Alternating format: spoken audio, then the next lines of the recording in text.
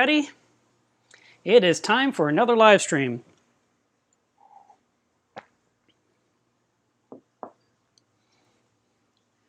So let's hope I didn't wear you guys out last night, giving you another video, 2 in the same week. That's crazy talk. Hi, Shane. What's going on? Let's see if I can get this just right. Yeah, that'll work. Hi, Reef and Dive. I'm assuming we have plenty of volume. I think it's actually too loud. I'm watching the little speaker meter and it keeps hitting the red, so I don't want to peg you guys out and mess it all up. Hey, so listen, I was doing some research for this live stream because I want to talk about tank maintenance, and I looked, and the last time we talked about that was in May, so it's probably too soon. So I thought, well, let me look at everything else we've talked about and find a topic. And I kept going and going and going and discovered we have had 99 live streams. This is our 100th live stream together, which that's pretty amazing to me. It's a nice round number. It's one of those things that you always hope for, and you never know how things are going to play out or if you're going to stick to it or not. And I know there's been a lot of people that have told me over the last year or so, I wish you did more edited content. And I know. And it's not falling on deaf ears. I'm not ignoring your desires or your wants or needs, but there is a market or a group of people that love these long live streams. And so I've been kind of pointing to them rather than trying to sit down and edit out videos. It can take 3 to 6 hours to build, for a different audience. And so, the trick is doing both. And I have been doing these live streams and interacting with you and answering your questions every Saturday for some time now. And this week, for those of you that are grumbling, I released a video about Aquashella that's 10 minutes long, edited and down. And then I did one last night about a new fish I added to my tank that was about 5 minutes long about the cleaner wrasse. So there you go. I'm trying to take care of everyone at the same time.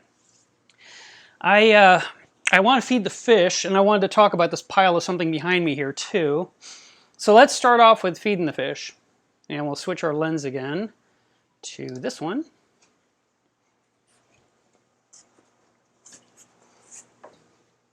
Oh, that still looks pretty decent.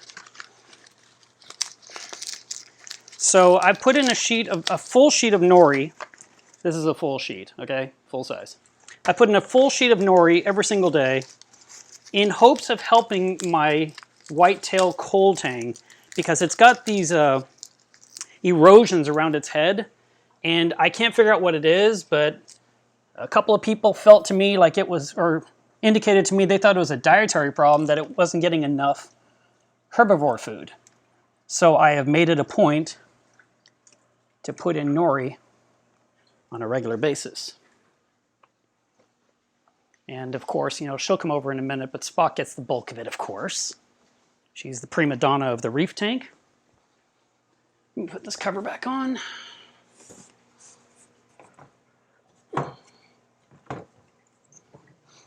So this is a Two Little Fishies Mega Veggie Mag.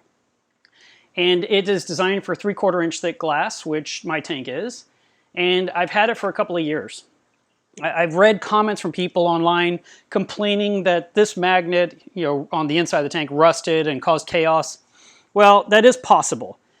It is possible for any kind of magnet from any company to fail at some point. But Two Little Fishies replaced the inner half probably a year and a half ago. I even did a video about it, explaining how it is sealed in a different manner, and you shouldn't have that problem whatsoever anymore. So for those of you that are naysayers, try and buy a new one and see if you're happier this time. And even if it only lasts you a year, it lasted 365 uses, and then it was time for a new one. That's okay. I've had mine for a few years now, and I have no reason to replace it as of now. There's the new wrasse. It's even eating what looks like flakes of nori. Can you see it down there? It's way over here. There we go. There it goes.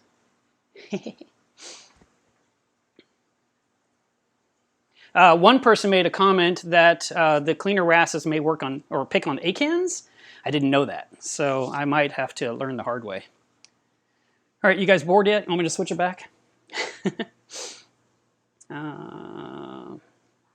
Thanks, Ed. I appreciate that. Let's see.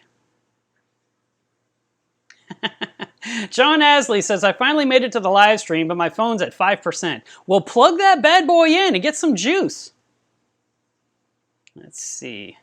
Okay, so LJ, I'm just going to answer a couple questions and then get into my topic. LJ said, about formalin, which is part A of Safety Stop, I bought a Colombo Femsil bottle with 20 milligrams or milliliters of formalin. It doesn't say how strong a bath to make. Do you think I could just make a solution? I don't know. This is the exact reason why I sell Safety Stop instead of trying to make my own stuff. I feel like it's really important that as hobbyists, I mean, I get it, we want to save money, but use the stuff designed for the aquarium trade and you'll have less disasters, in my opinion. You know, I mean, that's, at least I've had less disasters because I choose not to do that. If you are making your own methylene blue, if you're making your own formalin bath, you're going to have to do your homework. But I mean, I'm sure you can figure it out. And once you know the strength, you can do whatever you want. And obviously, as you're dipping a fish, which means a physical bath, which in that video last night, I mentioned it was 45 minutes in part A, and then it went in 45 minutes of part B, and then it went into my tank. And that is what I've been doing since 2011. And I haven't had a quarantine tank since this stuff came out. Now, that doesn't mean I couldn't introduce some horrible plague into my tank. It's definitely possible, but so far, so good. And, you know, I mean, at some point, I will probably just do a quarantine tank because it's the better example for you guys, and it gives me another topic that we haven't discussed, really. I mean, we've talked about it, but we have never really done a video on it. So I guess at some point I'll do that. Now, let us talk about this. Switch it. So this right here is the stuff I pulled out of my Reef tank this morning. And most of it is Montipora. There's some button polythoa. You don't want to lick these. And I lost a whole bunch of Monties over the last few months. I mean, a bunch. So there's quite a bit in here.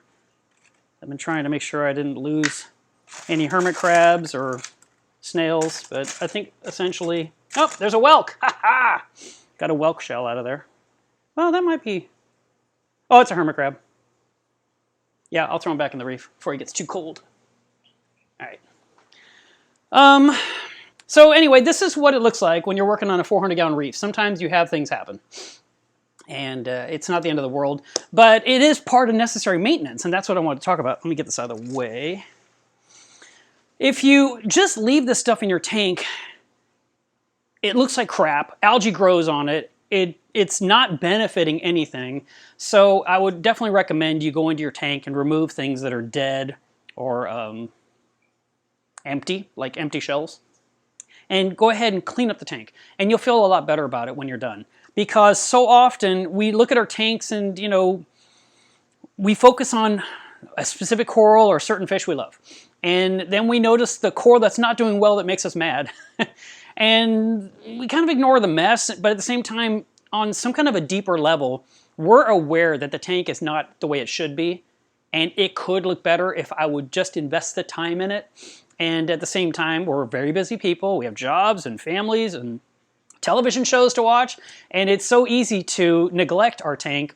So I recommend some kind of periodic maintenance where you really attack the reef and go, you know, from the top straight to the bottom. But if you can't spend an entire day working on your tank, then look at it as mini projects and tackle one thing one day and another thing another day and work your way through the pumps and so forth. And by doing that, you don't have to spend an entire day on the project. You can spend a couple hours or 30 minutes or something on a certain area and improve that one thing and then work to the next one in a day or two or in a week. And systematically work your way across the system, the reef, until you're done. But, so I pulled out some of these Monties. There's more to pull out in the back. A lot of them got really pale. I don't know why. I have theories, but I have no proof. Matter of fact, I had a friend here who looked at my tank and he's like, do you have Montipora eating nudibranchs maybe? But there's no trace of those things in my tank. It's not that. I don't know if it was from the no-pox dosing that it just affected things in the tank adversely to the point where the Monties just started paling out and getting worse. I still have some that are alive and some that have some color, but there's some huge sections that are just essentially gone. Now, the other thing that it could have been was lack of magnesium. And this is something I've talked about recently, and I'm just going to reiterate it again because it's the topic for today, that Montipora needs magnesium. And ever since I hooked with the Triton, it has reported that I'm near 1400 ppm. 1400 is the number I want, and if it's always saying that, I haven't added a drop of magnesium in about 8 months.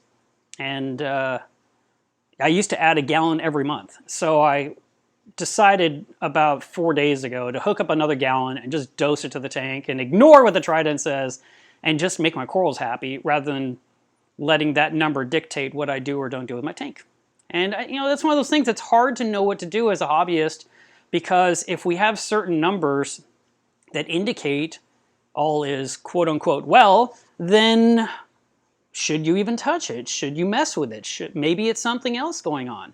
So I don't know what else it could be, but something's not happy, and so I'm dosing magnesium again to see what happens. Now, in theory, I should see the magnesium level go up on the Trident and on the Mindstream, and if and when it does, I don't think I'm going to care. It'll just be a higher number, but my tank will be happy again. At least that's my theory. That's what I hope. So we'll see. I've got a trip coming up in about, I don't know, 10 days, 9 days, and I'll be gone for a few days, but essentially the tank is on autopilot. I'm just doing the necessary things that it needs to keep it running smoothly. So, for example, I worked a little bit more on this overflow box on the side here. I scraped off more coralline. I need to work lower, which means I have to remove the Vortex pumps from the inside so I can scrape down that part. I definitely don't want to hit the SPS corals over there, so I want to, chisel around those carefully so that way they don't get ruined, but I clean off the backdrop. I also want to go through and look for anything that needs to come out of the tank. And oh, did I mention to you guys recently I discovered there are red bugs in my aquarium? So my acros have red bugs, and there's a lot of them. So I've got the Interceptor on hand now to treat the tank. And Interceptor basically is it's dog heartworm medication that we have discovered will kill fleas in our aquarium. So it can actually affect your pod population as well. When you put Interceptor in your tank, you will end up possibly killing hermit crabs and shrimp because it affects them, just like it's affecting little tiny fleas on your corals. But you can remove as many shrimp and hermits from your tank in the first place and put them in a separate system for a duration, and then treat the tank. And you just put the medicine in the water, and in 12 hours, it's done. It actually goes inert, and it does no harm. You don't have to do a water change. You don't have to do anything. You just wait. And then a week from now, you do it again, and a week from then, you do it one more time, and then you can put the shrimps and the hermits back in. So the shrimps and hermits need to be safe for about 3 weeks in some kind of a small aquarium while you're waiting for the Interceptor to get all the red bugs, including all the babies, the eggs, whatever, so you can get all the generations and hopefully just wipe them out entirely. And I hadn't seen red bugs in forever. I don't know where I got them, but I found them by looking at my coral pictures under a macro lens. And by taking those pictures, I could zoom in on the monitor. I was like, oh, look, little yellow bugs. I know, it's a dumb name. Red bugs are actually yellow, but that's the name they got. So anyway, I need to do that. I swapped out the roll on the Clara C. I got to clean the skimmer cup today and do my water tests to see what my test kits read. And I've already cleaned the glass yesterday, so that part of maintenance is done. So I'm saying these are the things that we should be doing a little bit at a time, all the time, so that way it never gets away from you and doesn't turn into this massive disaster of work that you can't overcome. Because you might just say, oh, forget it, it's too much work. So let me see what I've missed from you guys.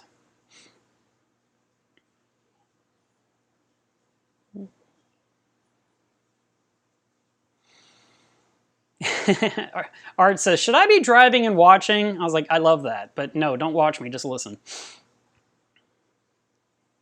YouTube while driving, that sounds tempting. Let's see.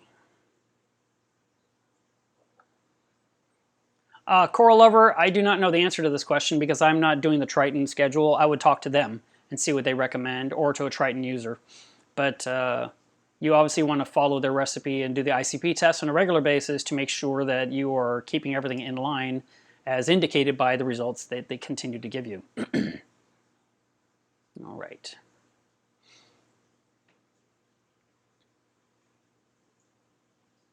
Oh, by the way, I wanted to mention that I'm surprised. I'm glad some of you guys showed up because I know that Tidal Gardens is doing a live stream right now, and I'm sure that his corals are way more interesting than our normal conversations. But I just feel like this one-on-one is your opportunity to basically go to an event where you'd hear me speak or where you could hang out with me as we're wandering around between vendor booths and just kind of visit and catch up. And I think it's a fun thing to do, and I really like this interaction versus editing a video and uploading it and then waiting for some kind of reply. That's a little different.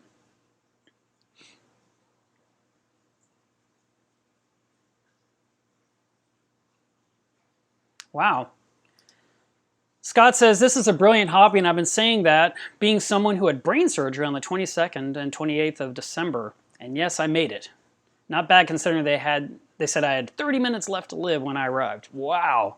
Well, I am glad that you're okay, and I hope that you can avoid doing that ever again. LJ says, did you dip everything? Of course. Yeah, I dip everything. And so I don't know how I got it. I don't know when I got it. I don't know if it's been there a long time. It's funny because I'd say about 6, 7 years ago, maybe 8, I was thinking, wow, I haven't, no. Yeah, no, well, whenever it was, I feel like it was a few years ago. I was thinking, wow, I haven't treated for red bugs in like 6, 7, 8 years. I haven't had the need. And I was really impressed that I just haven't encountered that pest again. But red bugs are such a minor nuisance. They are nothing to fear. It's just a thing you have to do.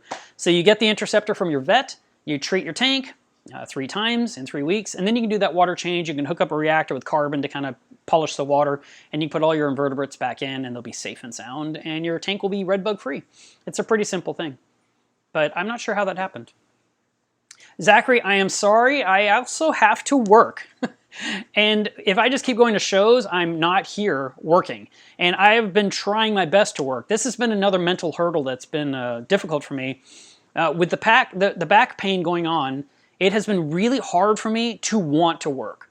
And because there's just this dull ache that won't go away, and you just want to stay in bed, or you just want to watch TV, or you just want to take pills and be miserable. I mean, it's just awful. And it has been really hard on me mentally to keep going, but I'm kind of white-knuckling my way through it, so to speak, if you understand what I mean, in that I just will try to do what I can today, and if I can't get a lot accomplished, I will work again tomorrow. And I have been knocking out order after order after order, slowly, slower than usual, but I'm doing it, and I really appreciate. I feel like a lot of the people that watch this channel are my customers.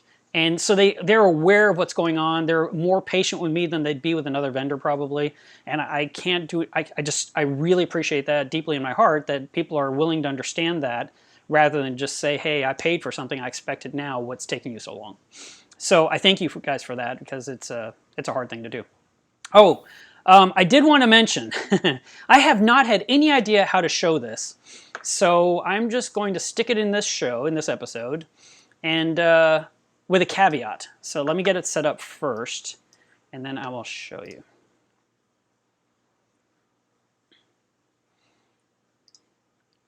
So, let's see. I hope this works.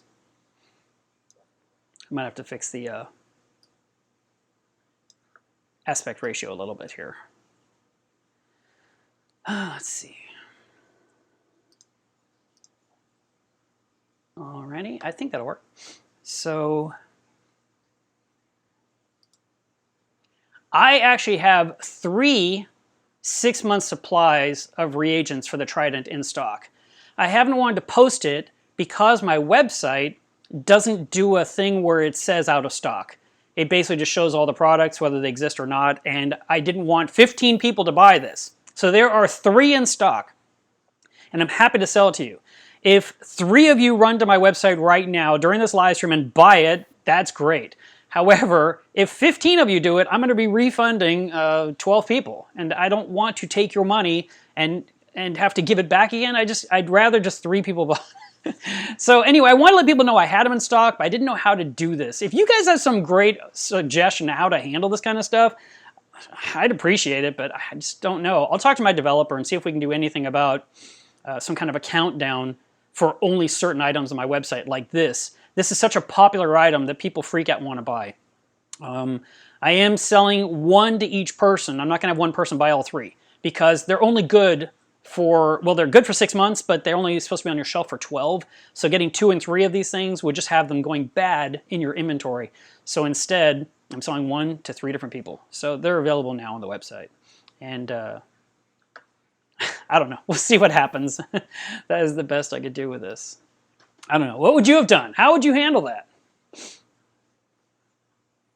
Let's see. I like that. John says, watching the live stream and doing tank maintenance is one way to get your maintenance done. It only seems like I spend more time watching than working. Yeah, because you got to stop and look up at the screen. You know, when I work on my tank, I actually have to turn off the television. If I have it on, it has to be something I've seen 1,000 times, like Friends or How I Met Your Mother or something funny, because otherwise I'm going to want to pause the action I'm missing, come out here and look at it, and then go back to work. And so it's just easier to just have something that I don't care about that I recognize, or a movie or something that I've seen 1,000,000 times. Anthony says, how do I get mushrooms off of a rock? I would say dental tools, and you're just going to scrape off the foot until there's no residue left. It's the same as scraping Mahanos off, and I have a video about that on my channel that you can watch. I made this tray, actually, this work tray, and I made that to where I could take a rock out of the tank and put it on the tray, and the tray is suspended over the tank, and I could just scrape off whatever was on there, and then put the rock back in my tank and get the next rock and continue the process. And that work tray is super useful for me, and I've sold a few of them. But the only way to get rid of them is that. There's no like natural predator that just sucks up mushrooms like we might hope, that I'm aware of. And there's no fish that want to nibble on it either because they're semi-toxic. I mean, they don't taste good. If they did, more fish would eat them, right? So instead, just rip off every little bit of tissue. If you see anything growing back later, scrape that off too. Just don't sit there and ignore it and let it become more and more, because then you'll be doing a lot of scraping and a lot of work, or you'll be buying new rock and throwing old rock away. Aw, thank you, Lee. I appreciate that. I say Lee. Lay? Might be Lay. Thank you for the super chat, Glenn. I appreciate that. And I will have a great weekend. Let's see. Wow. Let's see.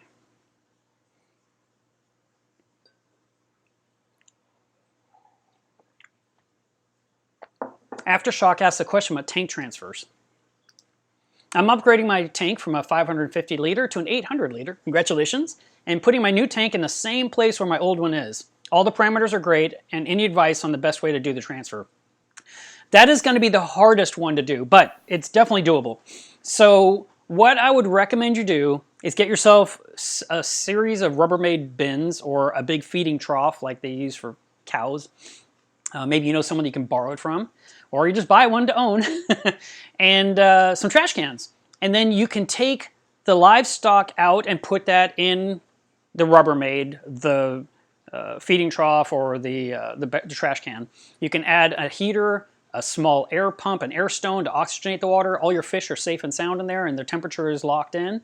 Then you can take the rock out, and you can put that in another bin, cover it with salt water from the old tank, and keep a power head in there too, just so it's kind of moving water around so it doesn't go stagnant if you're taking too long. And then you're going to probably want to scoop out the sand so the tank is lighter to get off the stand, and put that in buckets and maybe take them outside, get them ready to rinse clean. And then you take the tank off the stand, you take the stand out of the way, you put the new stand in place, you put the new tank in place, all the sand that you rinsed off and it's nice and clean, put it back in the tank. And then you can put the rock back in the tank, you can add some water, and you should have a lot of salt water ready. So whenever someone does one of these projects, I don't have a specific number here, but let's just say you're moving a 100-gallon tank, for example, and you're upgrading to like a 200. Well, you know you're going to need 100 more gallons just to do the upgrade, right? But you're going to need even more than that, because some of the water that you had before, you're probably not going to want to use. It's dirty, it's ugly, it got dirty as you're rinsing things off, and so you need more water. And then there are spills that inevitably happen, and you're going to need even more water. So make sure you have plenty of salt water on hand. I wouldn't say have 200 gallons on hand for a 200-gallon tank that went from a 100, but 150 gallons would be wise to give you a cushion in case you need more, and you probably won't use it all up. but you'll have some available for a water change, you know, a week later if you want. But other than that, you get the rock in there, you get the water back in there, and then you'll get the power heads in place. You'll get the heater back in where it belongs, hook up a protein skimmer if you didn't have one already, and, you know, going. And then when everything seems stable and measures well, you can move your livestock out of the trash can back into the tank. It literally is a transfer. The trick is avoiding a cycle. That's why we don't reuse the sand. We wash it out completely and have brand new clean, you know, I'm saying brand new as in brand newly cleaned sand, or you can buy bagged sand, like live sand in a bag, and you can cut that open and add the live sand to your aquarium. And that way, that won't cycle. Sand cannot cycle a tank. Absolutely not. Live sand cannot cycle a tank either. All it is sand with bacteria that is dormant that will activate when it gets mixed with salt water and oxygen. So you don't have to worry about that causing any problems. The rock that you took out of your tank needs to be kept submerged at all times because it is where the cycle can happen as rock sits exposed to air. So that's why I'm saying take the rock and put it in a barrel underwater and then put it in your tank and add water and keep that rock submerged even as you're aquascaping and adjusting things. And you know, when you set it up, it may not be the exact setup you like right now, but you'll have time to work on it later. Just let the tank kind of stabilize and make sure all your livestock is healthy and safe. And then you can always go in and tweak things like I did today. I mean, my tank is going to be 6 years old and I'm pulling out big chunks of dead stuff. So don't let that overwhelm you. Just be systematic. Don't stop till you're done. It could take you all day long. Having a helper is ideal. Order in pizza, bake them cookies, do whatever you got to do to keep them around until you are done. And I didn't even talk about plumbing, which is a whole other thing you have to do too. If you're going to hook up well, you probably are, going to hook up new plumbing like PVC pipe and you have to glue it together and let it cure, the plumbing itself has to dry for a while. I know some people will glue a fitting or two and 5 minutes later they have water going through it. But if you're doing all of the plumbing going up to the tank, and that's like 10, 12, 15 different joints you glue together, give it more time. In the meantime, what you can do is you can put water in the sump and you can put water in the tank, but not fill it to the top. That way the water can't drain down into your brand new pipe yet. And then you can hook up a reactor with carbon and it can absorb any of the toxins that comes off the glue since it's going to be sort of fresh within a few hours. I would really like to see plumbing dry for 5 to 6 hours before you run water through it. But you'll have to go with what's comfortable to you, you know, what you think is going to work. But I wouldn't rush it. You don't want to do it too quick because you don't want to redo it. You want to glue it, you want to do a good job, and then you want to leave it alone, and then you can add the water later. And running carbon and having the protein skimmer going will help pull goo out of the plumbing that may be a possible toxin to your fish and corals. I think that's everything. Alrighty. Coral Lover says, I'm at work and watching. That's awesome. I think everyone should watch while they're at work. Ed, doing laundry is great. Can you get mine done next? NanoReef 30 says, greetings from Dubai. Just spotted an Aptasia in my new tank. Never had to deal with it before. Are there any solutions to go? The simplest, because your tank is a 30 gallon, I'm assuming, is to scrape that bad boy off right now before you have more. And all you need is, I say dental tools. I mean, it literally looks like what the dentist uses in your mouth. And you can find those in hardware stores, in hobby shops. Harbor Freight sells a cheap set. Everything's made in China, right?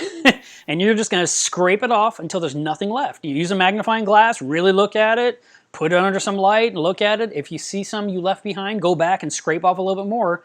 Or even use cutters and cut down into the rock. Or take a utility knife blade and slice under the coralline to chisel off a little bit of the rubble and get rid of its foot so it doesn't exist.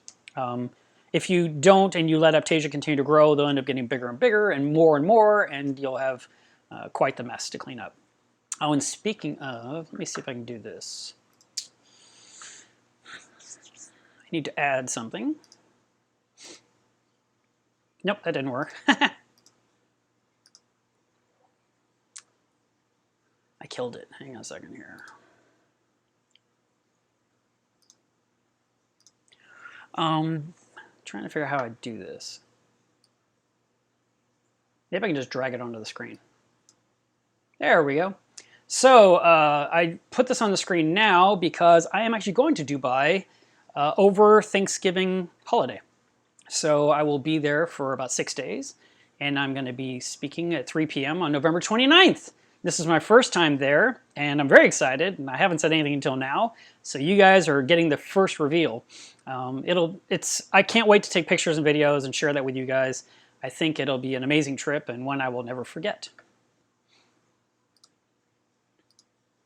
Oh no, I can't get rid of it. There we go. Okay, just drag it off. Now I know what to do.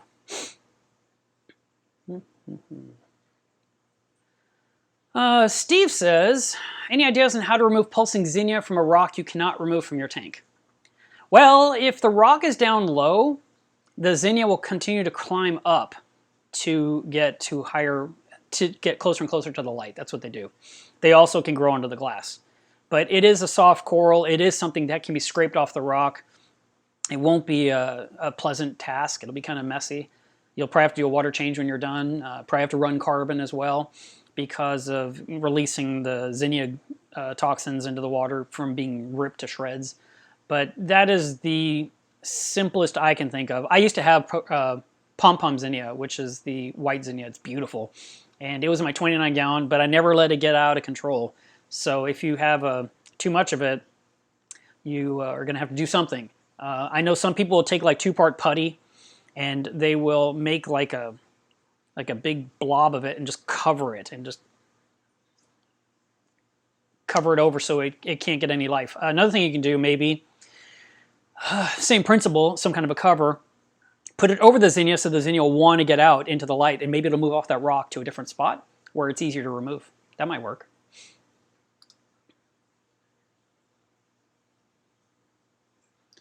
Reef and Dive says, what do you think about going full Triton method? They're coming hard with advertising in Brazil. Brazil! I have the impression of pushing everything a little too much. No,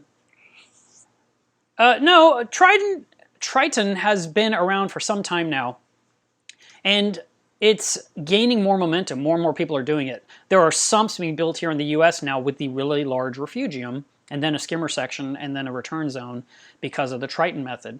And I think a lot of people are liking the idea of the Triton method because they don't have to do water changes. And hey, I don't do water changes. I don't have a Triton method. But anyway, the point is they're thinking, oh, I have to change less water? That sounds fantastic. It does require that you do regular ICP tests, which I believe are quarterly. They are going to tell you what solutions you need to add based on that report. You're going to have to buy all their bottles and hook up all the dosing pumps and follow the schedule they recommend. Then you send in another test, and then they will come back and say adjust A and increase B and keep C where it is, and D is a little deficient, so add a little bit more. And you know, it's a constant tweaking, but it's definitely something that a lot of people are doing with success, and I'm sure a lot of people are struggling with it, trying to figure out how to do it right. So it was born over there in Europe. And so I could see why it'd be popular or being promoted heavily in Brazil. It makes sense. And it's slowly getting more of a handhold or a foothold here in the US as well. Let's see. Uh-oh. Devin says, I'm watching your stream wishing the power would turn back on after 4 hours. That's not good. Are you hopefully running some kind of battery backup on your aquarium or running a generator that is hooked into an extension cord? You definitely want to have some kind of way to keep your tank alive when there's a long wait. Manually, there's only a few things you could do. If your tank has a sump, you can take a 1-gallon pitcher and scoop water out of the reef. No, I'm sorry, out of the sump. And you can pour it in the reef and it'll drain back down, and you can just do this like every 15 minutes forever until the power comes back on. But that would be tough. A power inverter can work if you have a car that's close enough to where your aquarium is, where you hook up the power inverter to the car's battery, and then you run an extension cord from it to the most essential item in your aquarium, which typically is the return pump. If you can at least have water circulating everywhere, even if you don't have lots of flow blowing all over the corals, you're just going to avoid the oxygenation losses, the stagnation issues that can occur that can hurt your livestock. So I do hope your power comes on soon.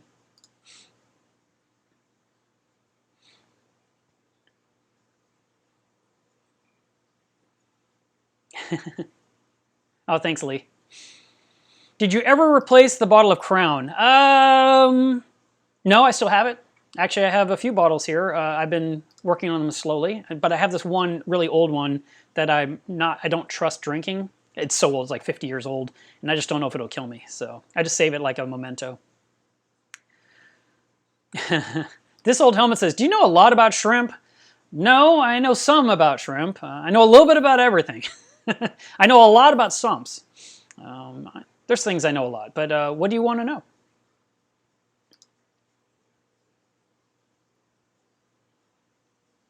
Someone in Belgium, Sebekis, Reef, said, good evening, so howdy.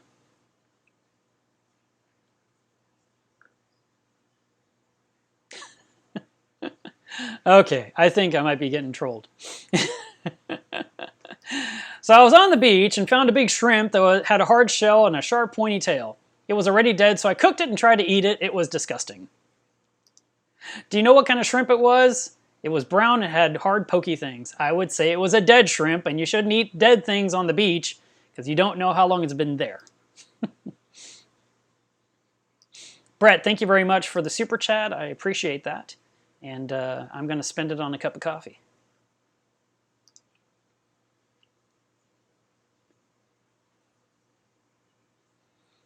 Coral Lover says, I have Refugium mushrooms for 6 months. They were doing great. This week I found that it's shrinking and there's many little babies around it. Is this normal? All of my corals are looking great. It's possible it is normal. It could be that it is pulling away and leaving a little bit behind, which is called pedal laceration. Pedal being from the foot, Latin for the word foot, ped. And so it moves away and leaves a bit behind, and then finally it breaks and then you have a little baby next to it. In the meantime, you could definitely actually target feed a Recordia. You can give it some very fine food. Reefroids, Benepets, pellet food can work too. But if you have shrimp or kermits, they may steal the food, so it may be kind of a battle. You could possibly cover the coral in question with like a dome. Like, for example, a 2-liter bottle has that dome shape with a hole in the top, obviously, where you pour the drink out. You can cut off, so you just have the dome, drill a bunch of holes into the sides of it so water can flow through it, but not let anything get into it. If you just put the dome down over the item, it'll actually lower the oxygen level in there and the item will get really pale. So you have to drill small holes in the plastic, like 1/4-inch holes. And shrimp won't get in there, crabs won't get in there, hermits won't get in there, fish won't get in there, and you can let that coral eat for 10 minutes unaffected or unbothered, and then take the dome back out of your tank. I don't have a lot of luck with Recordia. Matter of fact, I found one in the bottom of my anemone cube, and it's literally under the darkest spot of the rockwork, and it's completely bone white and quite alive. But I need to at some point see if I can get my arm wrapped around under the rock, see if I can pull that thing free and put it somewhere better. But I love them, I just don't do well with them. I don't know why. They are a very challenging coral for me.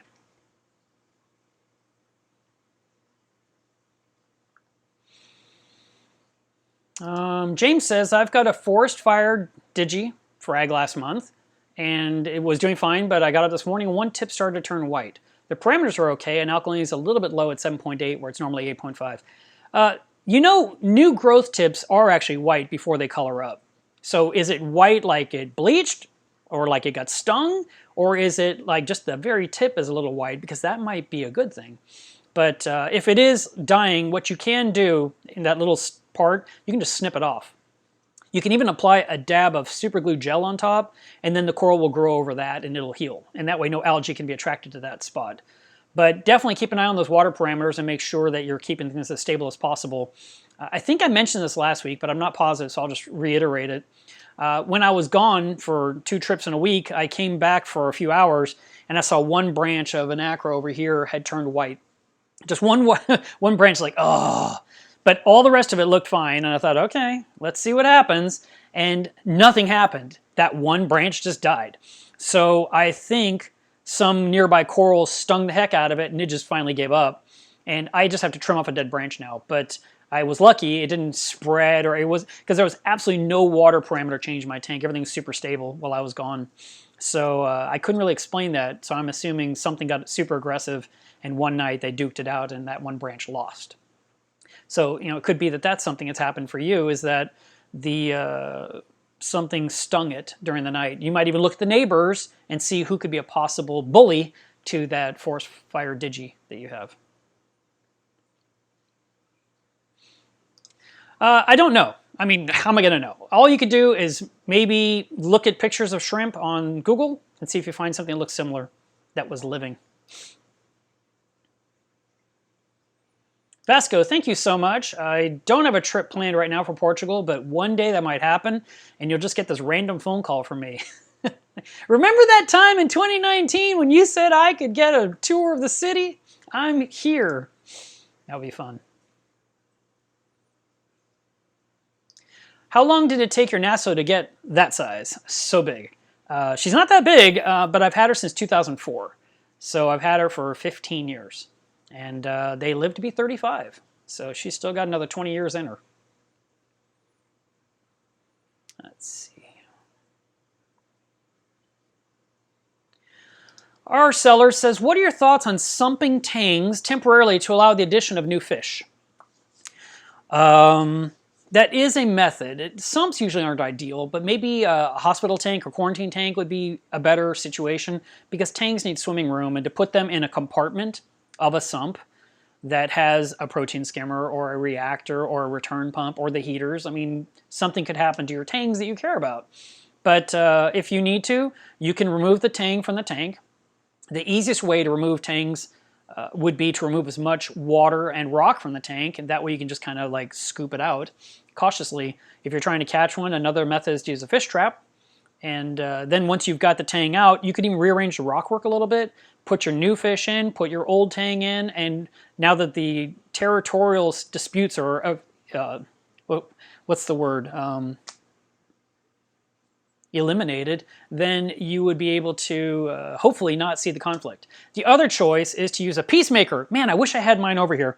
Let me go fetch that really quick because I want to show it to you guys. I made myself a new one. Actually, I'll bring you my old one and my new one. Just one sec.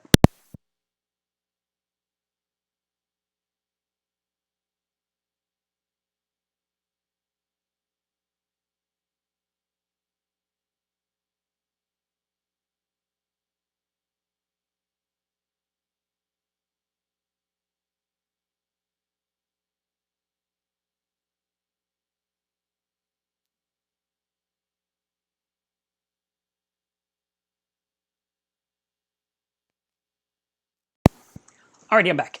Alright, so the Peacemaker is something I came up with back in 2011. This is a very dirty Peacemaker. It's been sitting on the shelf getting dusty.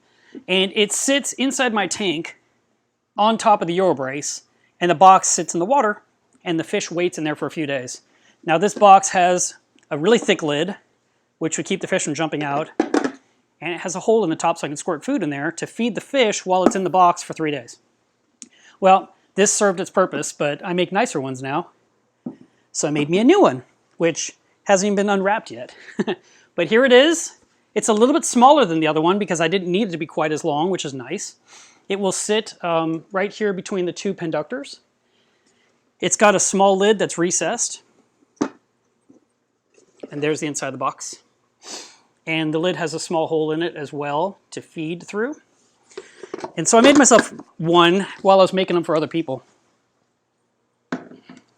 Also, all the edges are rounded this time, where this one was super sharp. So it's a nice change of pace from what it was. Alrighty. Michael says, please come to the UK. We need good speakers in the UK. I'd love to. Maybe someday that can happen.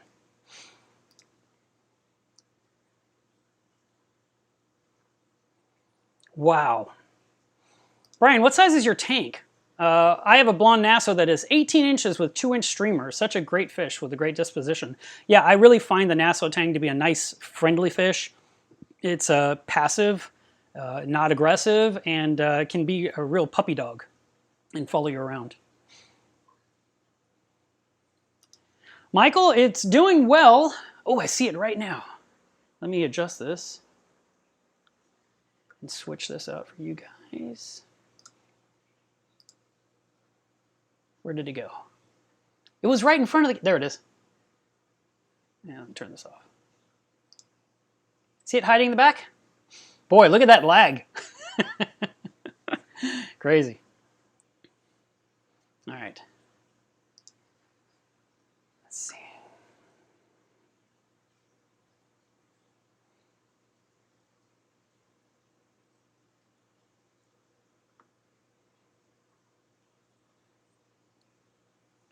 Sergio asked the question, how can you make a nano refugium? If you mean like the size, you have lots of choices. You can use almost anything that you can get your hands on. It could be something like a small all-in-one aquarium that is near your regular aquarium. It could be the exact same tank as the one you have now, somehow plumbed together. You could use something smaller like a hang-on back filter. Some people will modify those and take everything out, and they'll put some screen in there, and they'll put a light on top, and they'll put the plants in there, and the pump pushes water in and then drains back out. I mean, there's lots of different methods that can work. Obviously, the bigger it is, the more beneficial it tends to be. So you said nano, but maybe I could talk into something a little bit bigger. You might even consider making it its own beautiful display. Like, let's say you have your tank right here, and then above it, you have this really pretty refugium with all these plants, and there's so many different kinds. You can actually do what is essentially, the freshwater people call a planted tank, and have this really cool ecosystem with all kinds of interesting, colorful algae.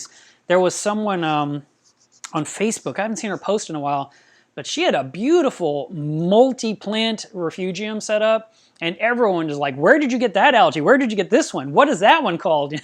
It was really pretty and so unusual to what we see so often. Also, you could do something fun. You could put porcelain crabs in there, little tiny inverts that are fun to see, but usually get lost in a main tank. You could maybe add seahorses to that tank and feed them, and that nutrients would feed the macroalgae, but you'd have to keep trimming the plants back so that way the animals have room to move about. Reef and Dive, thank you very much for the super chat. LJ says, how's your nitrate? I don't know. It's water test Saturday. We need to test our water today and find out what our parameters are. So I will check my nitrate and see where I'm at. We'll see. But I know it's not what killed my Montes. Chris sent a super chat, said, happy 100th show. Keep up the good information. Thank you very much. I'm glad you like these streams. I'm glad all of you like these streams. Right now, there's 177 people on here.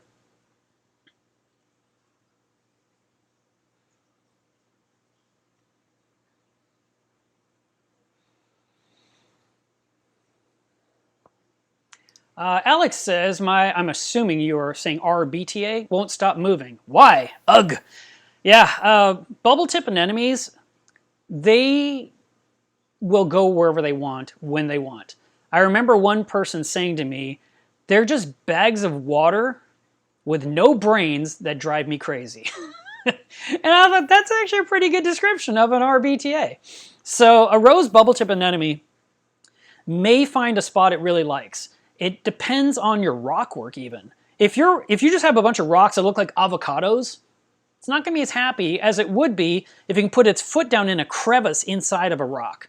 So if you have a rock that has a notch in there, a lot of times they'll bury their foot down deep. It makes them feel safer and they feel very secure. They feel that they can really retract into the rock if there was some need.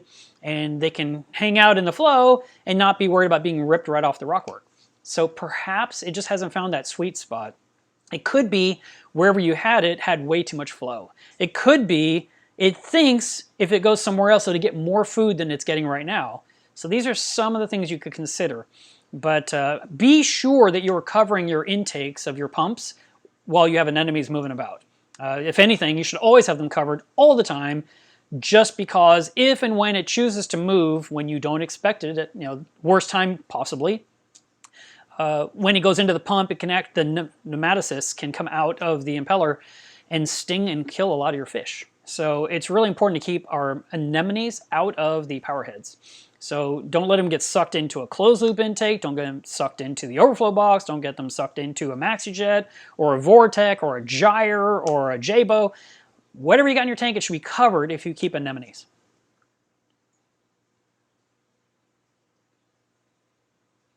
Let's see.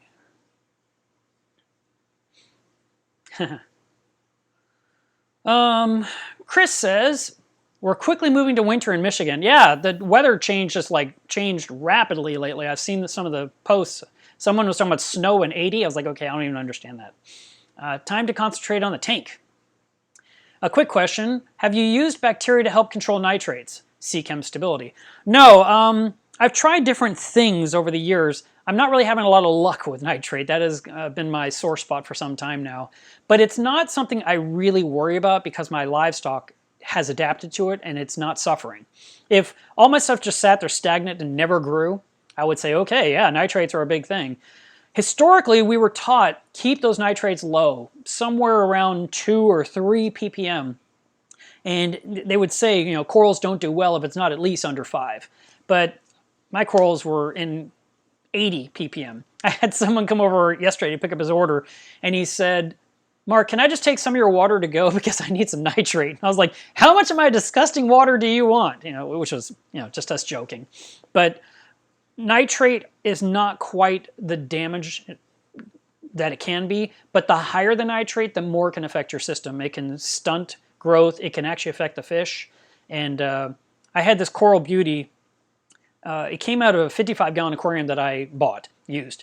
And the water was 180 ppm. All the rock was garbage.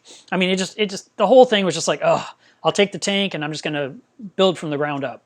And when I flipped all the rock over, the underside was beautiful. It was all covered in coralline, but the part that had been facing up to these bulbs that had never been changed, it just looked like horrible.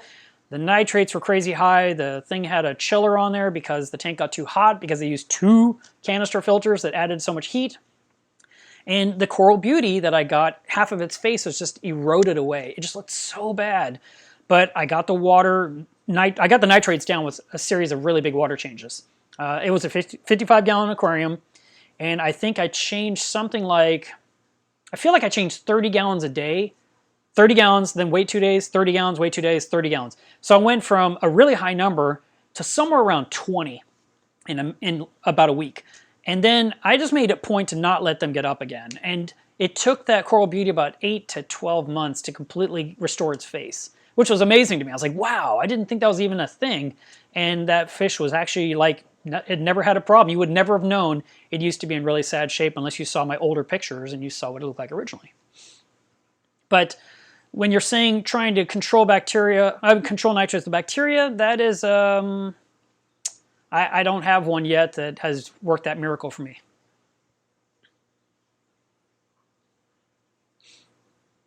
Let's see. 120 Reefer, Reef Keeper says, what do you use to cut all of your acrylic? I have a CNC machine, and my workshop has a big machine called Minion, and she does all my cuts. So I spend time at my computer, I design everything I have to cut out, then I take a thumb drive out there and I put it into its isolated computer that is not connected to the internet, and I give it that one text file, and Minion runs. And there's nothing there. That computer, like I said, it's isolated from the world. It can't get updates. It can't get viruses. It can't get anything. It's completely isolated.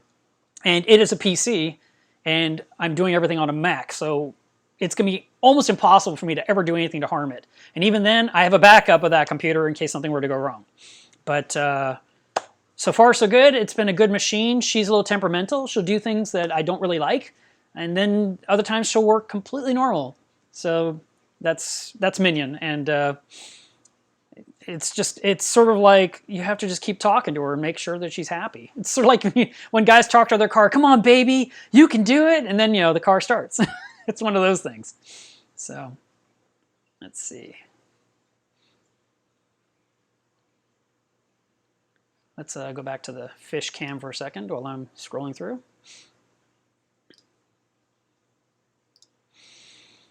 Can I move this thing? Oh, I can. I didn't know I could do that.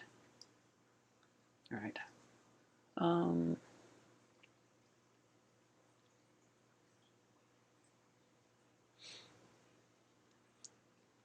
Art said, what camera are you using in the tank? It's not in the tank. It's in front of it. It's this one right here. Let me show you. I'll just take this. See, it's just a webcam. This is the, what is it called? HD Pro Webcam C920. So I have 2 of those.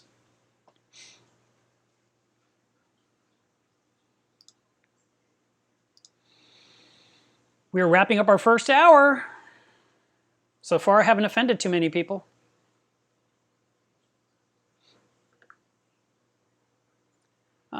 Mojave says, would you say that sumps have become more modular? I love it when they are. Allows for better customization, replacing parts, and moving things around. Yeah, there's not a lot of sumps that I've seen that way. A lot of things that you buy, they're glued. There might be the ability to raise and lower baffles with some adjustable heights. A few companies are doing that now. Others are incorporating a lot of different compartments, which myself personally, I really don't like that. I feel like if you have this awesome sump, I mean, I saw a beautiful one made by some company. I'm not trying to remember their name. I cannot think of it. Otherwise, I would just tell you the name of it. But it was really pretty, and the guy got it for a really cheap price, and he got it with free shipping. And it had all these compartments, and it had all the plumbing connected on it. You know, specifically with uniseals and bulkheads and John Guest fittings. I mean, it was tricked out. It was gorgeous. And I mean, he got this thing, I don't know. I feel like he said it was somewhere around $250, $350, which was crazy cheap for what he got. But the thing is, when you have a sump with all those things built in, you have to use it the way it is. You're kind of limited on what you can do differently now, or even what you can fit. Like, for example, let's say it fits this one skimmer that you love, and then that skimmer breaks and you can't get parts for it anymore and you have to get a new skimmer and it's a different brand, or you see a new one you like even better on the market. Well, it won't fit your sump.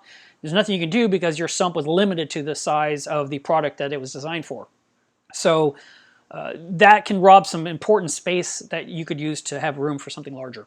Also, when sumps have a top-off zone part of the sump, you're really losing area that's total water volume for your tank, and you're losing space within the sump for other things because you've dedicated this small area for top-off water. And the problem is that with top-off water, those reservoirs are only as high as the sump.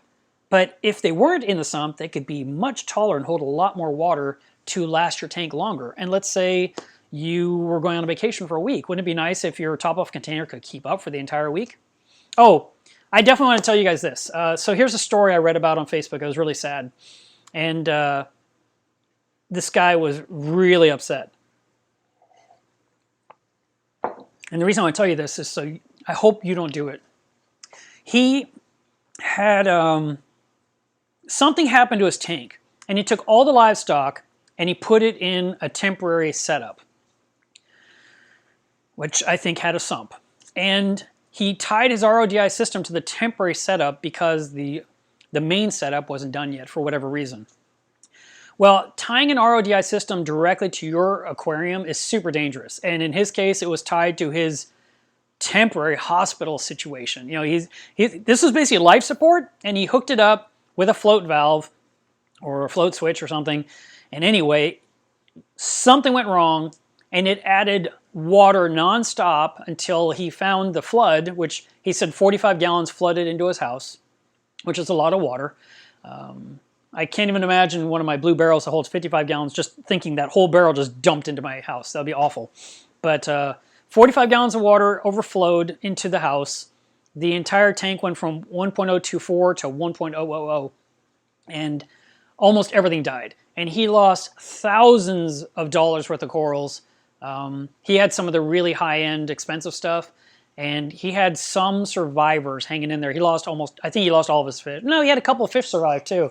But it was crazy low until he discovered it, all because the RODI system was tied in directly to the life support system of the aquarium. So it's so important that you never set up that way. I always tell everyone, never hook up an RODI system to your sump or to your tank. Hook it up to a small reservoir that holds a fixed amount of water with a float. And if that float had failed, the worst case that would have happened was his container would overflow RODI water onto the floor, which RODI water doesn't even hurt your house. I mean, it's not great for it, but it's water. It's not salt water. Salt water is so corrosive, and if it gets into your carpet, if it gets into your padding, if it gets into your wood floors, it just ruins them. Where RODI water, you can pretty much extract it all and be successful because it's really pure water. It's not dirty at all. So hook it up to a temporary container that holds a fixed amount of water, like 5 gallons, 10 gallons, 20 gallons, and that way it will just be that much water can be added to your tank at one time if the top-off system goes wrong.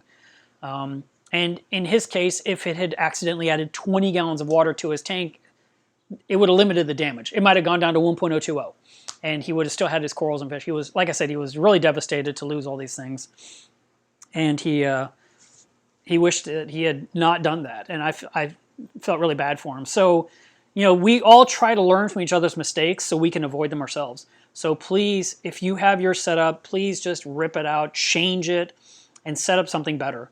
You can do something inexpensive.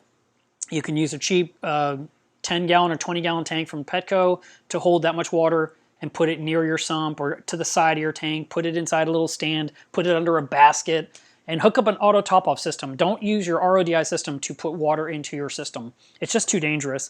And I mean, I sell RODI systems, and I'm telling you this. It's just, be wise. It's all about the livestock. It's not about the gear.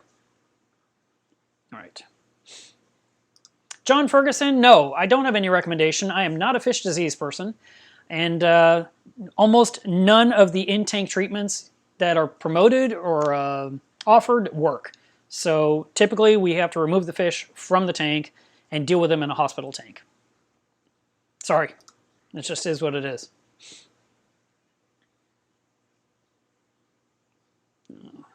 Ah, I see. I'm finally caught up to Brian's post. He was talking about his giant Nasso. His name is Mongo, and it's waiting to go into a 300-gallon aquarium, so that's exciting. That is a huge fish. I feel like you need a bigger tank. You sure you just want to go 300? Maybe you can go bigger. Ben, you asked, are there some good tips for maintaining stability in a nano reef, like around 20-ish gallons? Yeah, maintain temperature, maintain salinity, and then every single day dose the proper amounts of alkaline and calcium, like use B-ionic. ESV's B-ionic is a great two-part additive that not only takes care of alkaline and calcium, but it also has 80 other trace elements buried inside those bottles too. And I use that exclusively on my 29-gallon for 5 years before I moved to a big reef tank. And that tank was rock solid, it was beautiful. It's still documented on my website. If you go to my website and click on my tanks and then go to past tanks, here I'll show you guys really quick. So if we go here to my tanks and then go to past tanks, then over here you can just scroll through and see these are things about the 280-gallon. There's the angle tank, there's the sun coral tank, and then we got the 55-gallon aquarium. There's my 3-gallon Pico tank that I ran for a while. And then here was a sump for the 55. And here we talk about the 29-gallon. And here was the 55, more 29, closed loop, sump. So all that's on the website for you guys. And it's always there if you want to check it out.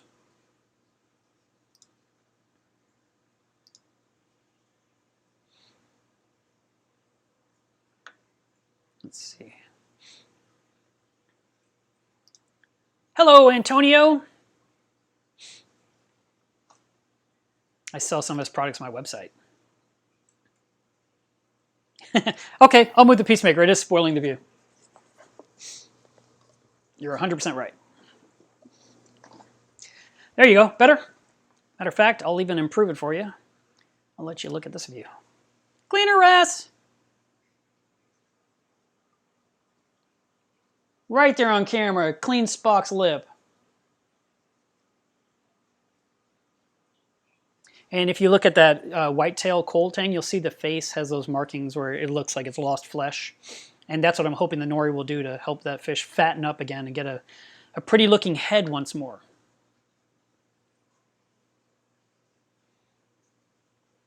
All right. The next question was, I'm sure it's ick. Ick attack on all the livestock. All the livestock died. How long do I have to wait to introduce new stock? I would say a minimum of 8 weeks, maybe even 12. If you can go 12 weeks without adding any fish, and then all the new fish go through quarantine to make sure you're not bringing new ick into the tank and starting the whole battle all over again. I had a friend who, his name is Jerry, and he had so many problems with ick. I mean, I swear, I was like, I feel like it's in your tap water because everything he did had ick. And he finally just broke down everything, cleaned everything with bleach, started everything from scratch. And he never had an ick problem again. I mean, he just somehow finally eradicated the strain, and his fish are beautiful now.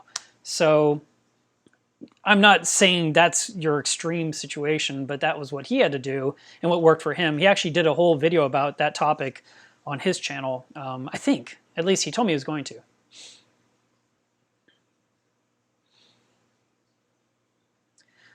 Hey Nick, how high are your nitrates? You know, I was talking about nitrate before, but I mean, what's the number we're worried about here? You know, if it's 40 or 80, I mean, that's doable. And also, what size is your tank?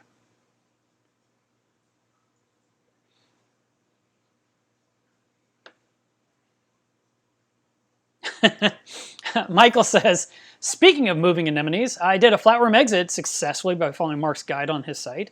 Only thing that happened was my condi anemone that hadn't moved in 6 months decided to walk about. Totally unrelated, has nothing to do with flatworm exit, but yeah, that is funny. So like I said, they're little bags of water that like to move around and irritate us. Brainless bags of water, that's what he called them.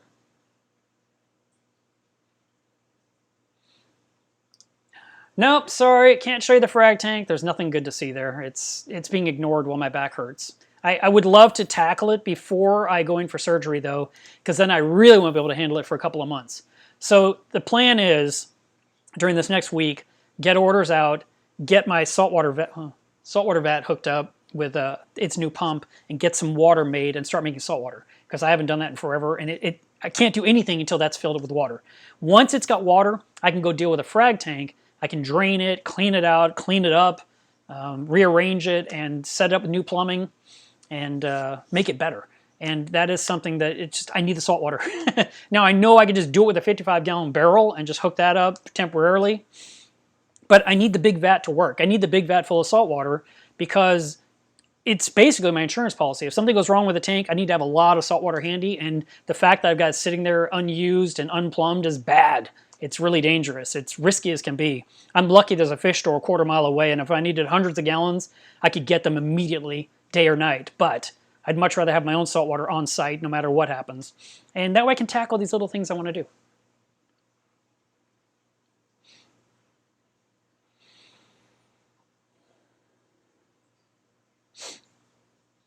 Oh, okay. Debbie says that she had a rescue tang that was having the similar issue. And he was healed within 3 months in a quarantine. And, you know, I had thought about pulling that tang out, but that tang is getting access to a lot of food and a lot of swimming space, and to put in a smaller tank, unless there's something on the tang specifically, some kind of disease that is causing this damage, which I just don't know, then I would definitely need a quarantine to treat it with the right medication to kill off whatever it is. But I've had people stand in front of the tank that know a lot more than I do that would say, that's a food deficient problem. That's not, how much nori are you using? I was like, oh, yeah, I guess I should use more. So like I said, I'm putting in a sheet a day. And thank you for the suggestion of getting some Celcon. I should pick up a bottle of that.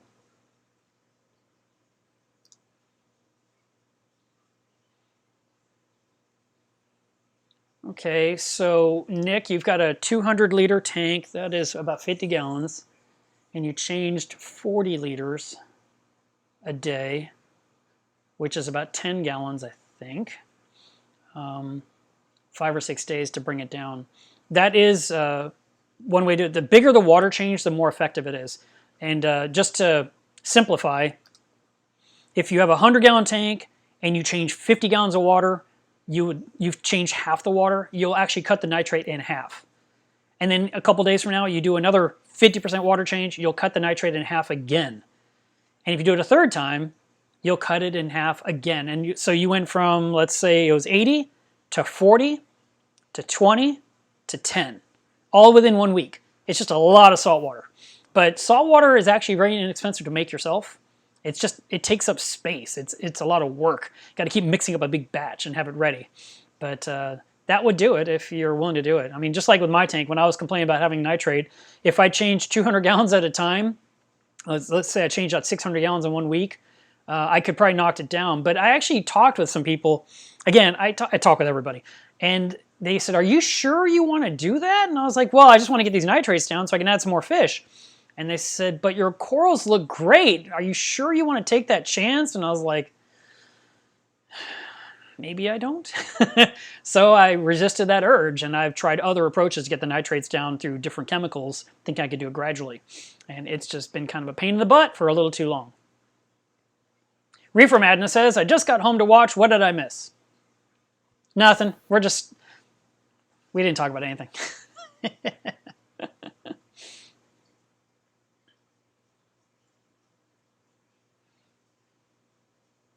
Oh, that's too bad, James. I'm sorry you removed it entirely. I thought you said just the tip was damaged. I thought you could have just kind of kept an eye on the rest of the coral.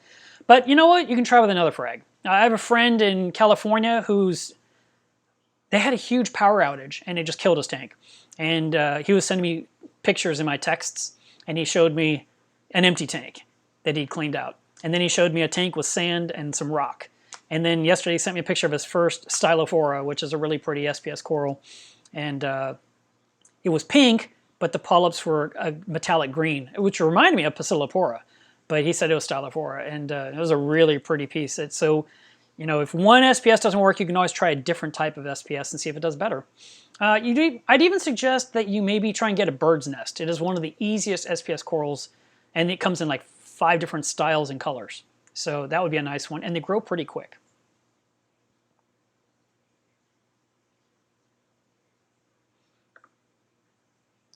White ice, that's a great question. Why is my Duncan coral closing randomly and then opening back up from time to time? There's no fish or inverts teasing it. It could be that your Duncans are being affected by an additive that hits your tank. Maybe you could look at when your tank doses alkalinity or calcium and see if that's about the same time your Duncan is closing up. Maybe it's kind of in the spot where it just kind of comes in really concentrated, then disperses, and the coral opens up later. I have some Duncans right here that are always open all the time. Move that camera for you and show you right here. We'll go down. I don't know if this is going to help. Let's try just for fun. So there's my Duncans right there.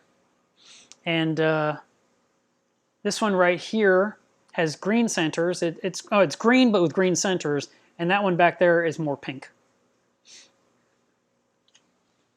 So it's always open. I mean, occasionally things will close up, but it's pretty unusual. So I'm thinking it's got to be something is hitting them in the tank. Let's see.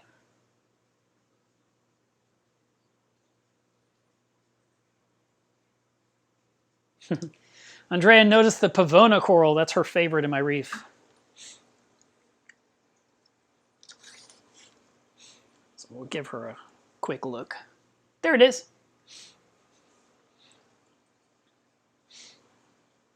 And I didn't do a lot of changes in this part of the reef. I worked over on the right end of the tank, but this is pretty much essentially the same. I need to go and trim a few things.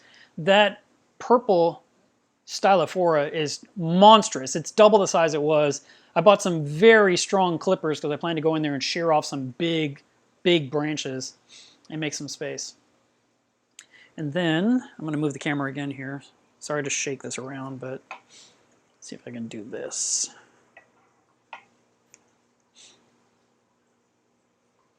How's that look? Oh, it's too high.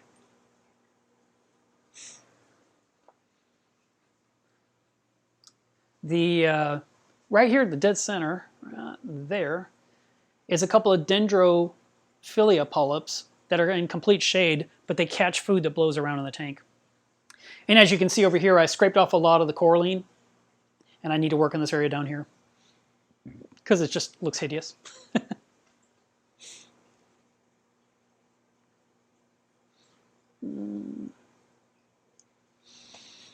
All right. Let's see.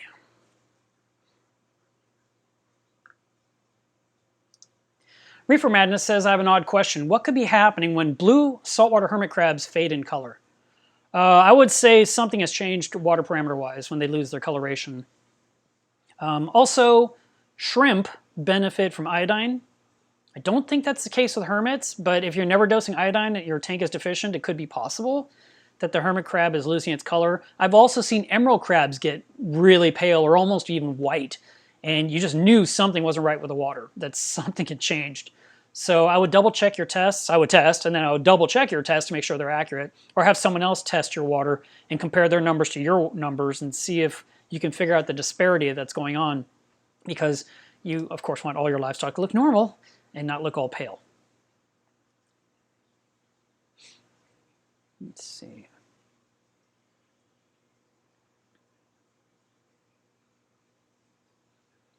I'm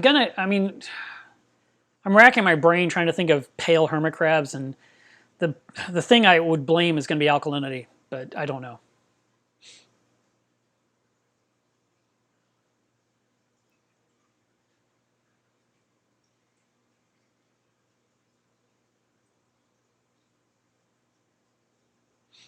No, John, I haven't seen that one yet, so I'll keep my eyes open. You know, the Red Sea's always come up with something new.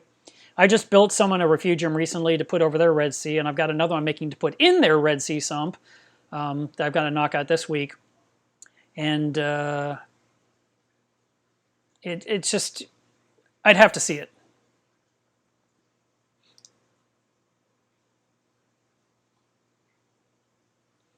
Reef King says, how do you get some of the soft corals to stick to the rockwork? There's a couple of tricks. One method is to take a toothpick, like if it's a mushroom, or I'd say a leather coral too, or like a zinnia. You can actually, it sounds terrible, stab it through the soft tissue and into the rock. Or you can put it, like here's your zinnia stalk, you put the toothpick through it, and then you put some kind of a, not a frag plug, but like a small rock, and take a rubber band to like hold the toothpick on. And the toothpick will hold the soft tissue to the rock so it can grow on to the rock over a few days. And then after about 4 or 5 days, 6 days, maybe 7, you can pull out that toothpick and the holes will close themselves on the body of the coral again, and it will be like it never happened and it's holding onto the rock. That's one method. Another method would be to put the soft coral, let's say it's a mushroom, on top of a rock, and then take some netting and wrap it around so that the flow can't blow it off. And the netting keeps the soft coral where you want it, and it still gets flow, it still gets light, and then after a week or so you can remove the netting carefully and see if it's attached. So those are a couple of methods that come to mind. Gluing doesn't work. Needle and a fishing line, some people have actually sewn through and around a rock a few times and then tied it off. That's another method that works, and of course you could then trim it off. You could even zip tie it to a rock and wait for the tissue to grab onto the rock and then cut off the zip tie and remove that. So those are some of the methods.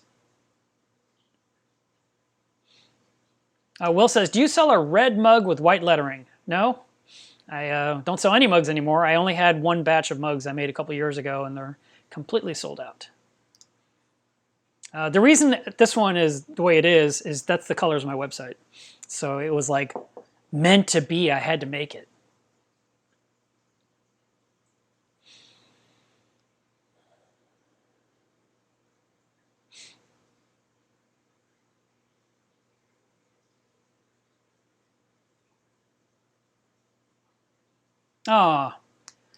Brian's Aquarium says, a coral vendor did the same thing last week with the RODI system tied straight to the system, and he lost a lot of corals. It's just awful.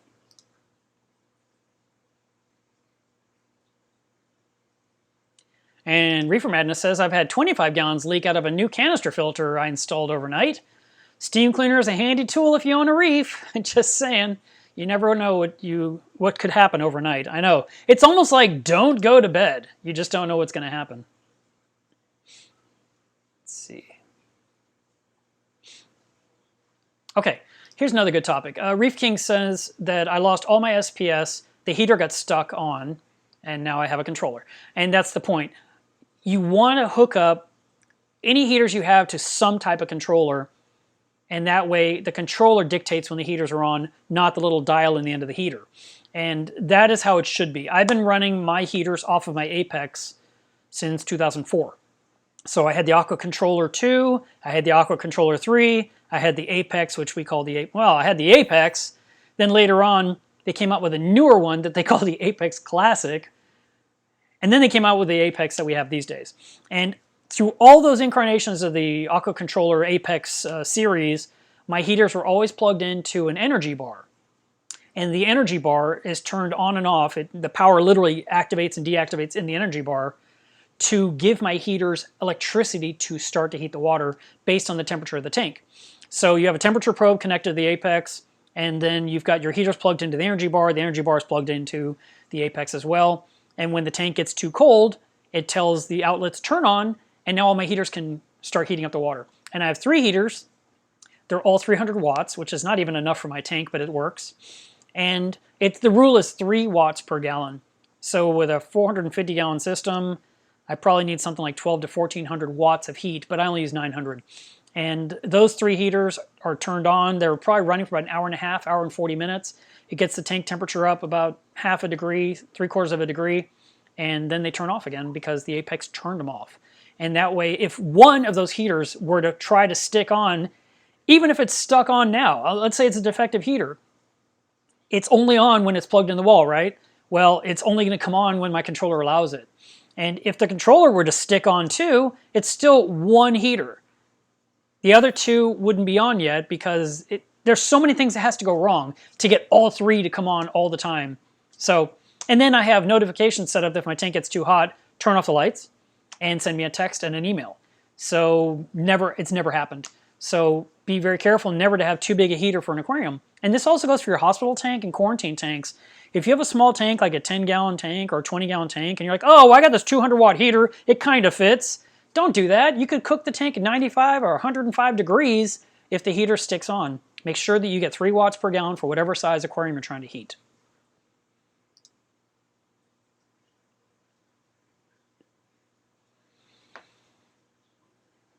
John says, aside from the Apex, Mindstream, etc., what can you use to measure temperature?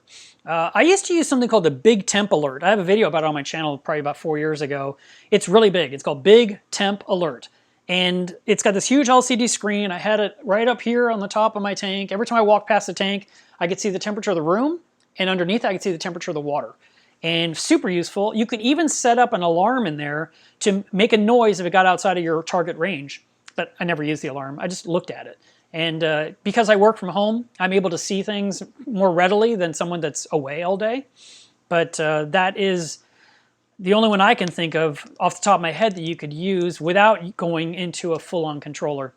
Now, Inkbird has been promoting their wares now for some time, and somehow I believe they've somehow been absorbed or partnered up with BRS, because BRS just recently had a video about their new controller and heater system, and it really looks like an Inkbird underneath all the labels, so or maybe it just is. But that is another method where you can protect. Finally, something old school was the Renko controller, and it's this large metal box that had innards in there. It probably has a relay in there and a thermistor and some other stuff. And the Renko controller would measure the tank temperature all the time, and then it would either turn on and off a chiller or turn on and off your heaters based on how you had it set up. And that device was around $100. Cobalt came out with a small heater controller that was on the market for a few years, but then they stopped making it, which was really disappointing because you could plug a heater into it and then you could set the controller to control the heater on and off. And I guess not enough people bought it, and so they stopped selling it. But that was another one that was around $100. Let me turn this off.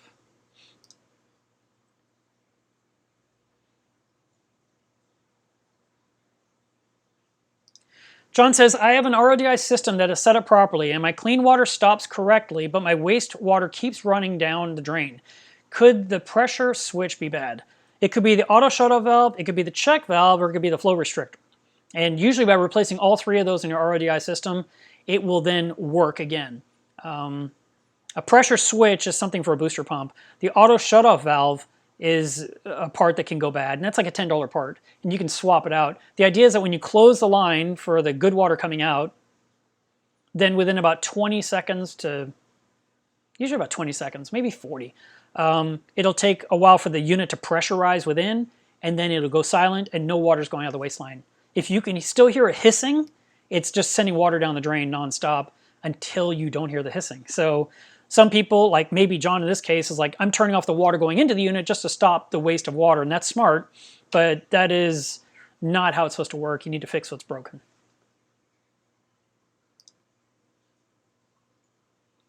Hey, Brian, if you can go bigger, go longer and wider for that tank, because the longer the tank, the wider the tank, there's more swimming room. Going taller and taller doesn't help. Tanks don't go uphill. I mean, they might go up for something and come down again, but that's not a normal swimming routine. They're horizontal swimmers, and they're going to stay near the rock work. So the longer, I mean, my tank is 84 inches long, 7 feet, and it's 3 feet wide. If my tank was 8 feet long and 4 feet wide, I think Spock would be even bigger.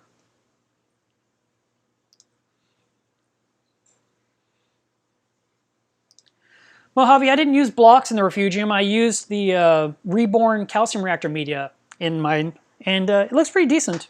I'll show you guys.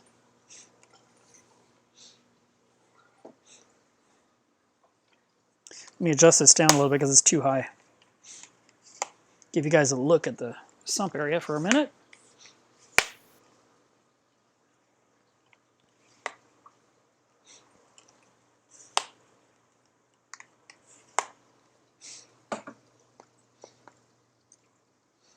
Okay. So here's the Refugium, and there is the media and the substrate. Turn this off so you can see. And it's big enough that I can go in there and I can use that vacuum attachment, and I can suck out all the detritus and crap that gathers between the stones, so to speak. The calcified, I mean, all that is formal coral skeleton that I purchased from Two Little Fishies. And that right there is what I'm using for substrate. It doesn't dissolve. It's not adding alkalinity to the water because the pH is too high in the tank for it to do that. So it's just a large grade of substrate that is something I can remove and clean and vacuum and shove over to one side and then shove it the other way. And then the macroalgae, people always say, what's that macroalgae? That is feather caulerpa. It's the only plant that grows for me regularly, which is why I continue to use it. While you're down here looking at stuff, I'll show you I replaced the roller on my Clearacy. I'm using the supersized one now. And you can see right here, there's a disc spinning. That's spinning inside the top of the calcium reactor. And just by looking at the calcium reactor, if that thing is spinning, I know that the flow is still going through the reactor, which is perfect. And it's been like that. I'm sure that's why it was made that way back in, I got this calcium reactor in 2004. And I love it. It's a great indicator, and it costs nothing, and it can't break. It's either there's flow or there's not. It's a plastic disc. And then finally over here, do this. That's my top-off container that it holds about, I think, 43 gallons of RODI water, which can pretty much take care of my tank for about 10 to 11 days. I've never actually had to go down that far. It's never got to the point where the pump was exposed to air to suck it up and ruin it. All right. Let's see.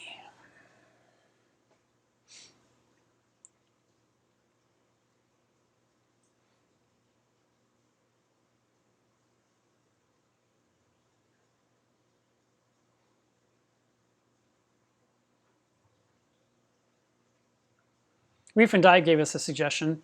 He says I have my RODI system programmed to work 2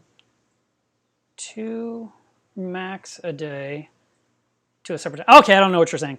I was thinking when I was first reading that it only runs for 2 days a week, and that's totally fine. An RODI system should not be running multiple times a day. It should be running for a good, long, hard time and then turned off. The membrane is way more effective when it goes through a solid run versus coming on briefly and then turning off and turning on briefly and turning off. A lot of times when you have an RODI system that comes on, let's say 9 times a day, it wears out the membrane prematurely, which then the TDS rises, which then eats up your DI resin like crazy. And so, plus there's TDS creep issues as well to be concerned with.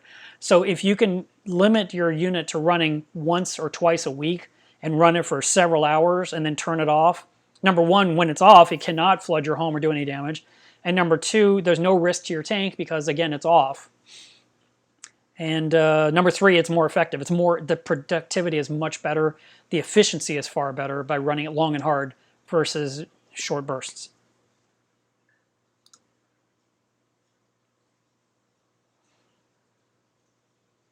Alex says, how does your back feel? Pain. It's an ongoing thing that will be taken care of in December. I've been doing physical therapy for the past couple of weeks. I do it again next week. I do all these exercises, and they all make me look dumb. But the idea is that it helps me use some of the muscles or stretch some of the muscles that are resisting the correct position of my body. And so I'm trying to force my body into a better position, try to be more cognizant of my posture. But really, no matter what we do, nothing's going to help until the surgeon fixes what's wrong inside. And so he's going to go in there and I'm sure he's going to cut off some bone spurs and things like that that are stabbing my spinal cord. And he's also going to insert a couple of new discs where a couple are just in rotten shape and just need to be replaced. I love that I'm getting them replaced and not fusion. I always hear about fusion, and that's where they just take the disc out and the two bones are then brought together, and the idea is that they grow together or they screw them together. And then you no longer have the pivoting ability because they're one piece, so now they have to go like that, which is terrible. And with these temporary discs, or not temporary, these mechanical discs, I can still have some range of motion, which is good for like looking over your shoulder when you're driving your vehicle so you don't slam into the car next to you. Reef King says, how long have you been in reef keeping? I got in this hobby in 1997. And it was saltwater, and within the first year I was already leaning into live rock and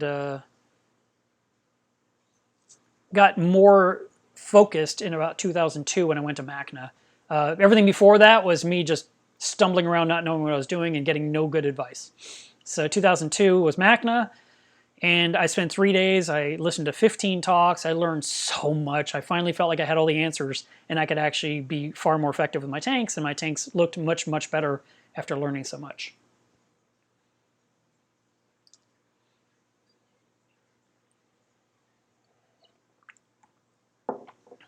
Mr. Reef Buster asks a great question.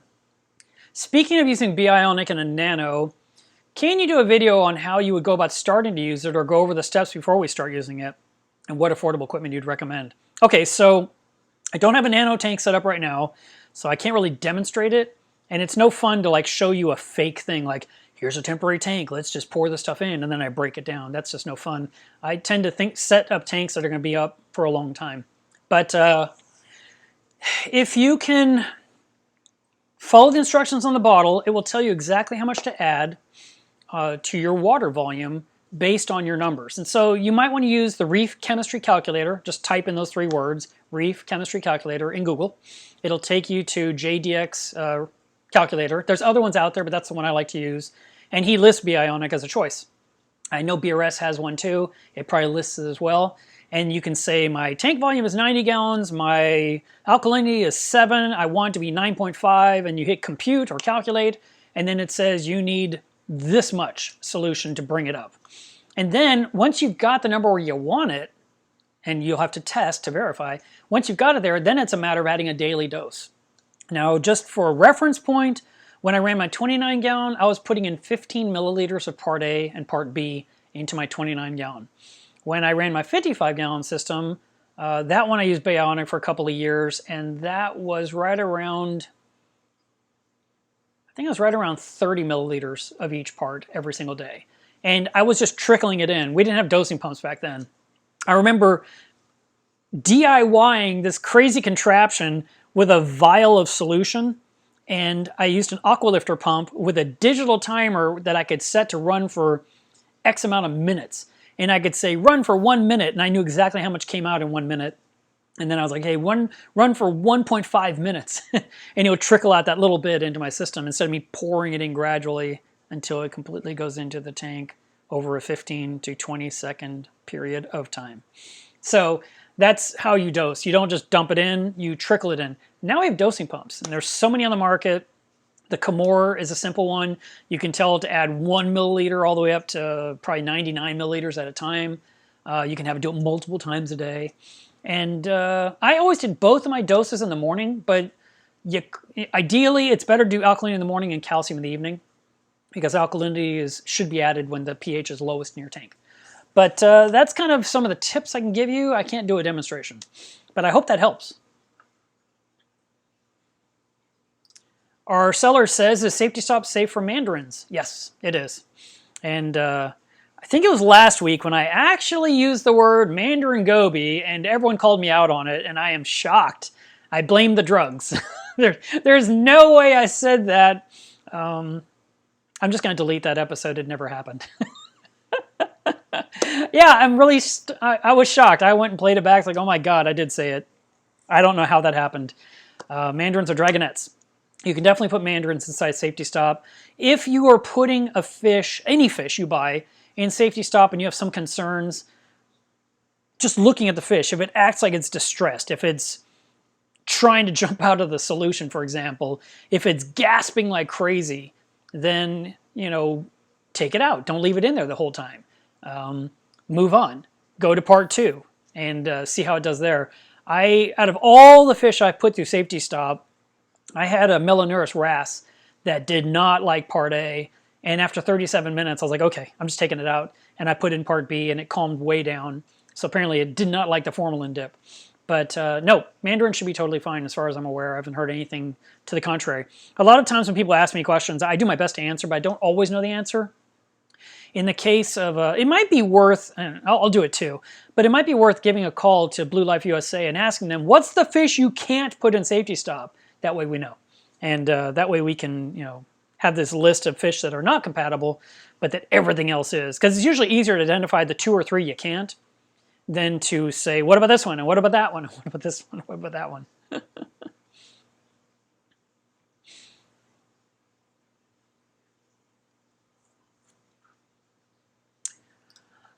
Debbie says, any recommendations on keeping Goniopora?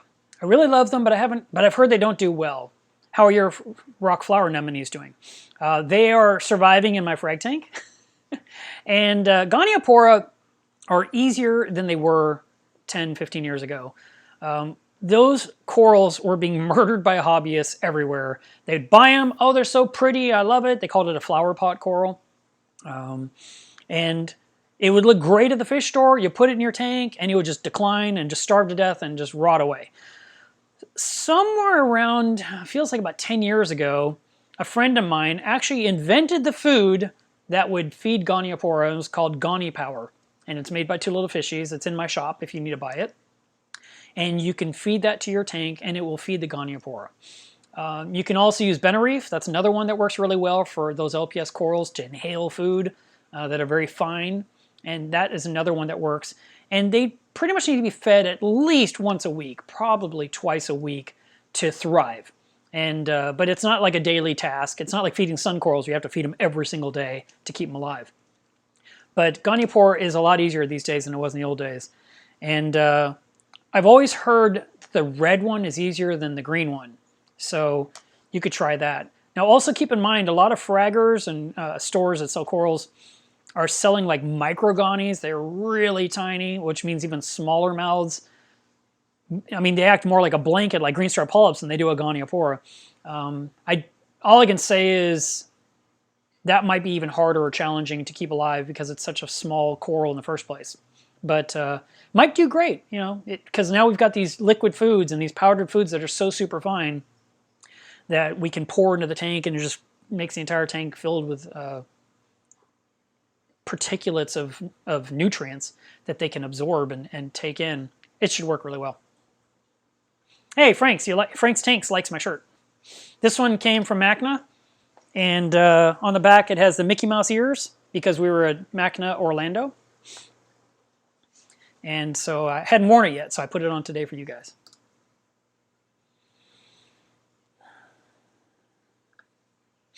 Hey, Eric, thanks for reminding people to hit the like button. You know, I did that once on someone else's stream. I was watching theirs, and I was like, how do I hit like? And I found you had to exit the chat. That took you to the video, and you hit the like, and then you come back to the chat. It's kind of a little bit of a step. A-Buck says, when can I say I partied with Milev? Next time I have a party. I know you're referencing something I said earlier. Do you know anything about keeping cuttlefish? Actually, I do. Cuttlefish are a short-lived animal. They live about 12 months. The Sepia bandesis is a really nice, pretty, adorable one. They start off as little eggs, a little bit smaller than a grape, and they hatch out, and they have to be fed live food, like live mysids, not mysis, but mysids. And if you can keep them well fed, they will continue to thrive. And if you have several, which is how you should do it, they will breed and lay more eggs. And then those eggs will grow into living ones as the old ones die. And you keep the circle of life going. So it's a really interesting creature. They don't need a lot of light. And but they do need to be able to hunt food. So a lot of open sandy area, not a tank filled with rock, because you'll never see the darn thing. It'll be hidden all the time. And it can't be in a tank with other fish, I believe, because of the competition for the food. So you want them to be in an isolated or a species-only tank to where when you put the food in, like let's say you put in, I don't know, 10 or 50 mysids, those little things will be swimming around in the tank, and the cuttlefish will open its little tentacles, and it'll extend this proboscis that comes way out like a straw, and then it goes stab, and it grabs it, and it closes its arms around it, and it just got a meal. And it'll eat several of those. And you want to make sure that all of your cuttlefish are getting a meal. So if you see one not getting fed, you have to target that one, make sure it gets some food as well. Or separate it and feed it by itself in a small isolation box. But that's some of the things I know about cuttlefish. The psychedelic one, I think that's the name, is the most beautiful, vivid, and larger species. And at one point, Live Aquaria were selling those. They were tank raised. And really, really pretty. They had them on display at MACNA, and you could just stand in front of the tank and stare at it, and the colors would just be moving across its flesh. It was really amazing. So that's what I know.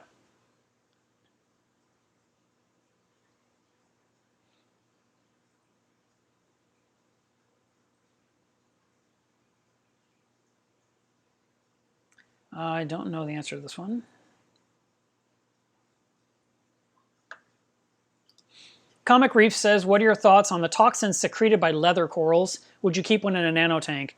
Well, you can for a little while until it gets too big. And if you can run carbon in the tank, that'll absorb the toxins. So you need to have enough flow in the tank for when the leather coral sheds, so it can blow off that mucus, that skin. You want to remove it from the tank. And running carbon will help catch the crap that's in the water column so that the leather stays healthy and the other corals that are sharing the water with the leather will be healthy. I had a very small piece. It was about that big when I brought it home, and I rubber banded it to a rock, and it turned into a giant coral that took up about a third of my 280-gallon reef. But it took a long time. It took me like 6 years to do that. So, but it can definitely be something small, nice now. And if it gets too big, you can even frag it and put the frag back in the tank and sell off the bigger piece or give it to the fish store for store credit and enjoy your little piece and start all over again. It's sort of a pruning thing.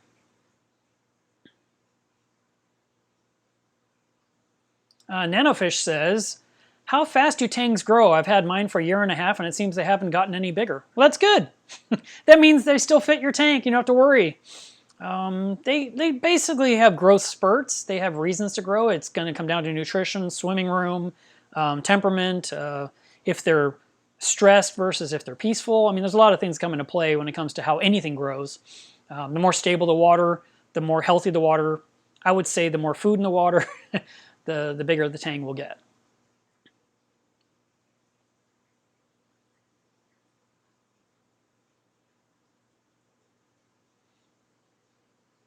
And Reef King says, I hear that most tangs can get ick. Yeah, any fish can get ick.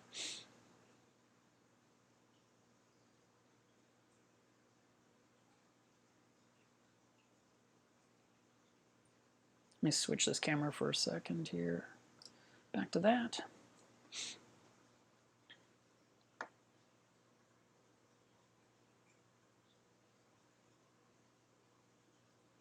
I'm just looking for more of your questions.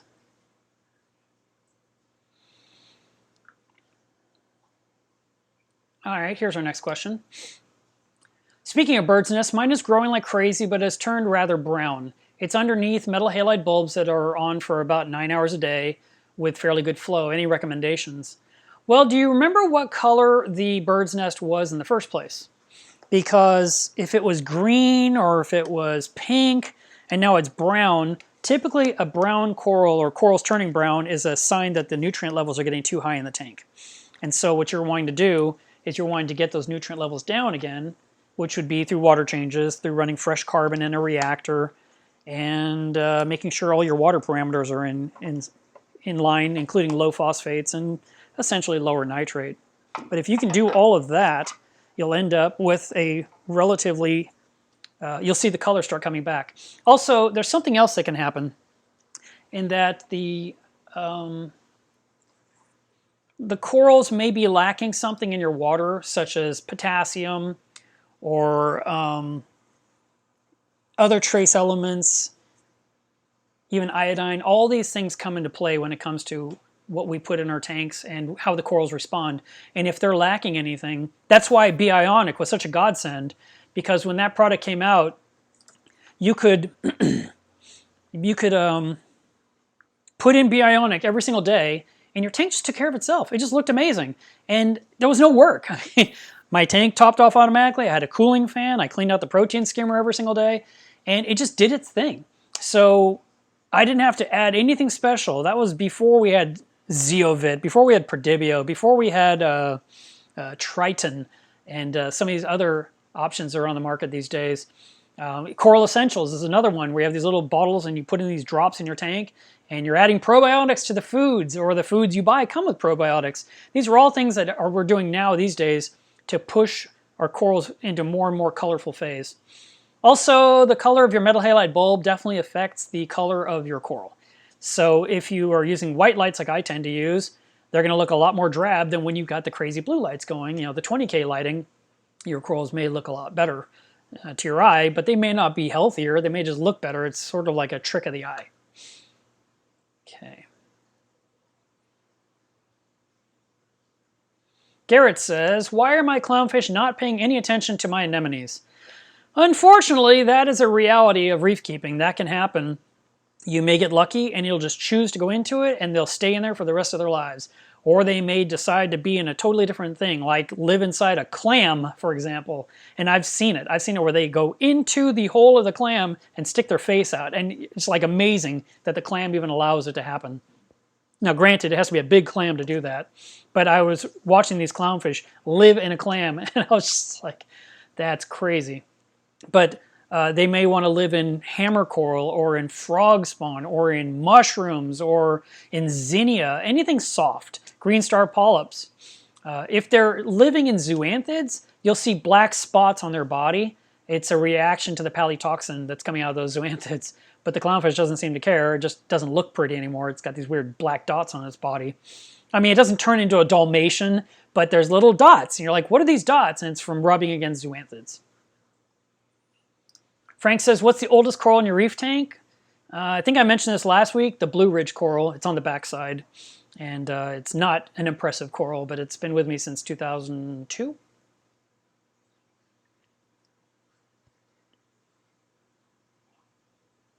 Oh yeah. Not only does Spock have to be in the shot at all times, when I sit here and watch TV over there, and I look to my right, she is just parked under that feeding clip watching me. Instead of swimming. She just makes sure where I am at all times, like a dog. It's crazy, and I keep seeing her do it. I'm like, wow, this is a new thing. And she is always, and then as soon as I get up to go to the kitchen or something, she, of course, follows me around the corner to see where I'm going.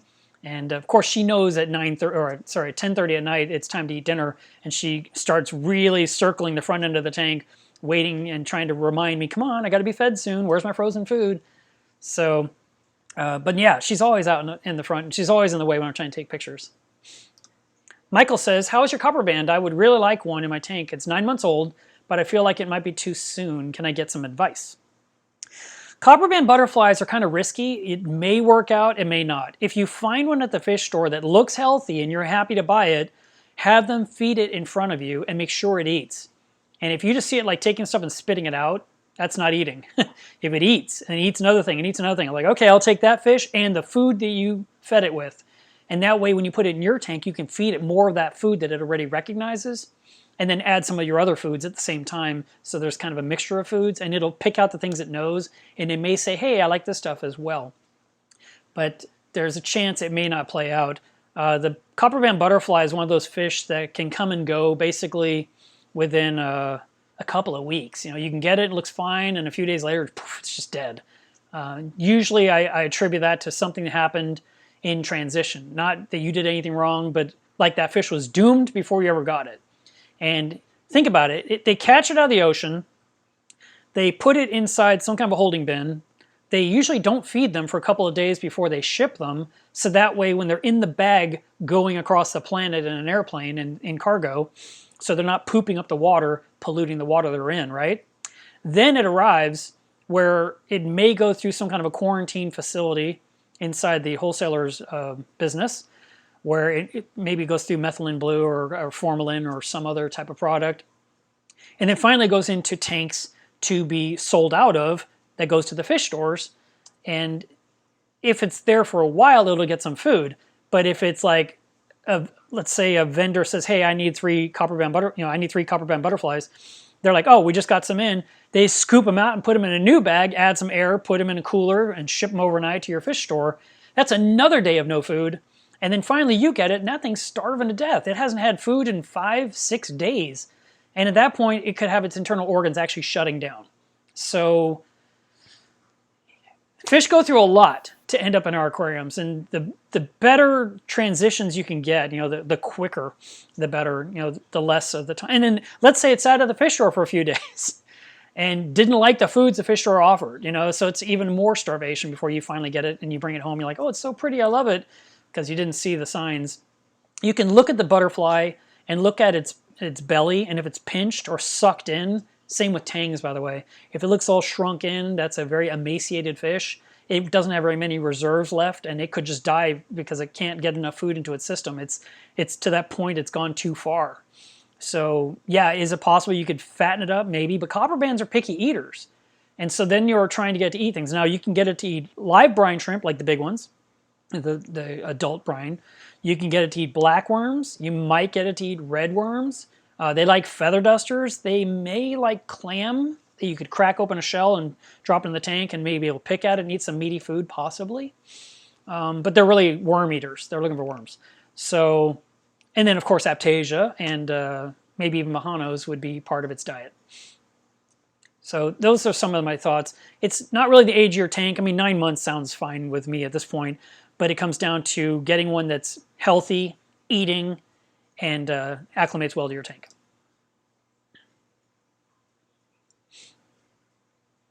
Reef King says, do you run your lights more blue or white? Well, right now, the entire tank, actually, it's blue, blue, white right now. And then that's going to switch to blue in another 2 minutes, actually. Man, we've been going for 2 hours. We've got to wrap this up. But I run my lighting at 10K or 10,000 Kelvin for about an hour and a half, yeah, on each bulb. And then I switch to 20,000 Kelvin for 4.5 hours. And I do that every single day. And I have a video on this channel that talks about staggered lighting, or how long should your lights be on your reef tank. And it shows step by step and goes into all the details of how I do it. In addition, besides the metal halide bulbs, I also have strips of XHO LED lighting from Reef Bright. And those supplement my tank with some really cool, that deep blue fuchsia for the late night. Like if you watched the video I uploaded last night, as you got near the end of the video, the tank was much more blue, and you saw the cleaner wrasse picking at Spock's mouth, and that was happening during the blue phase of my tank when it's much bluer. The same with that anemone cube you can kind of make out there in the corner. That tank will be white during the daytime and goes into the blues at night, and all the anemone tentacles are gorgeous. Like it looks like a rave. It's really, really pretty. It takes a great picture. My Instagram, people love it when I post pictures of that tank from nighttime, but it's not reality. It's a really cool rave. I mean, you go to rave, it's amazing, but then you want normal. And I don't post a lot of normal pictures because it's not nearly as pretty.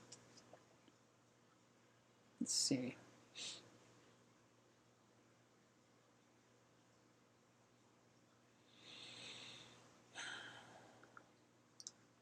Luke asks the question, do you have any experience with Leptocerus? I think that's what you meant to say.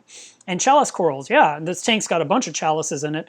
I have one lepto, I think, in the back. I had one for a while. I think something else stung it, like a fungia, and I lost it. But it's a really pretty coral. It looks very furry. And they're not hard. They just basically sit there and do their thing. If you maintain reef parameters, those corals will just grow. This right here is an entire chalice. Let me switch. I know it's super blue, though, at this point, but right here, that's all chalice right there. This is a chalice. This is a chalice. This is not. And that's an acan, and that's a chalice way over there. Oh, I'm sorry, I've got the words on top of what I'm pointing to. That doesn't work, does it? Let's get that out of the way. So chalice, chalice, acan, acan, pavona, chalice, lithophyllon, fungias, chalice, fungia, chalice. I forget what that one is. It'll come to me later. Something about Halloween. There we go.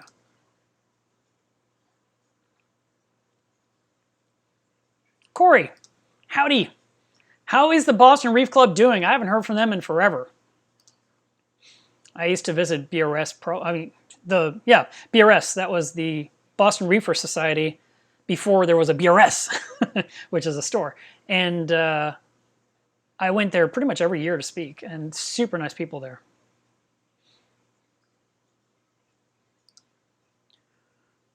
Rakshit, I don't know the answer to your question on how to lower bromine. I would just say Google it. I'm sorry, I don't know the answer.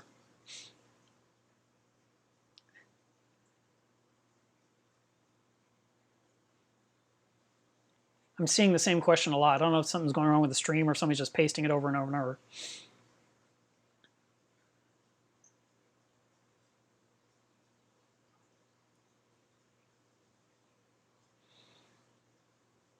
Let's see. Sean says, who makes a better glass tank to pair with your refugiums? Custom aquariums or Planet aquariums? You've got Planet aquariums, you've got Reef Savvy, you've got Glass Cages still exists, but their stuff's not as pretty. It's not as sexy as like a Reef Savvy, which costs an arm and a leg. You've got Waterbox is making beautiful tanks these days. I feel like there's another one. So you have a lot of options on the market now. And Perfecto still makes tanks. I mean, this tank behind me, it's Marineland / Perfecto. That was the last custom tank they ever built, was mine. And Alex, thank you very much for the super chat. Appreciate that.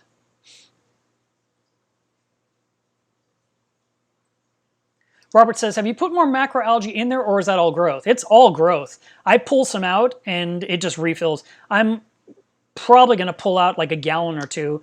I would like to give it to someone in my local area rather than just throw it away. But yeah, no, the feather caulerpa just grows really well in my system.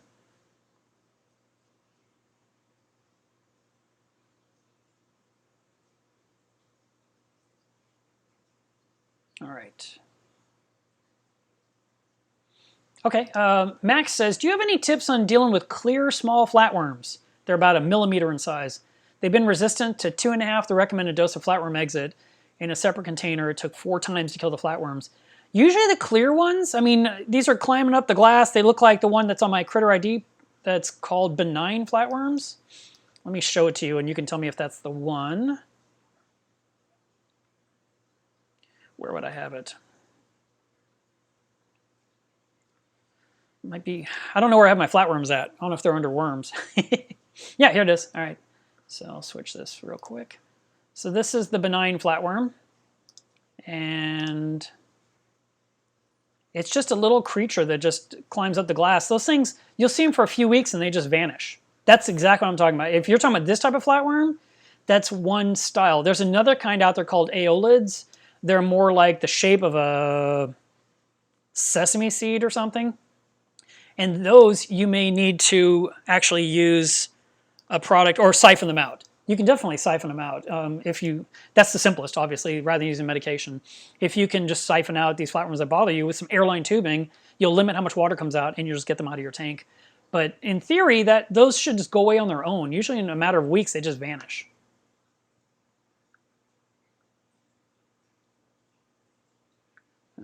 feel like I missed another question here.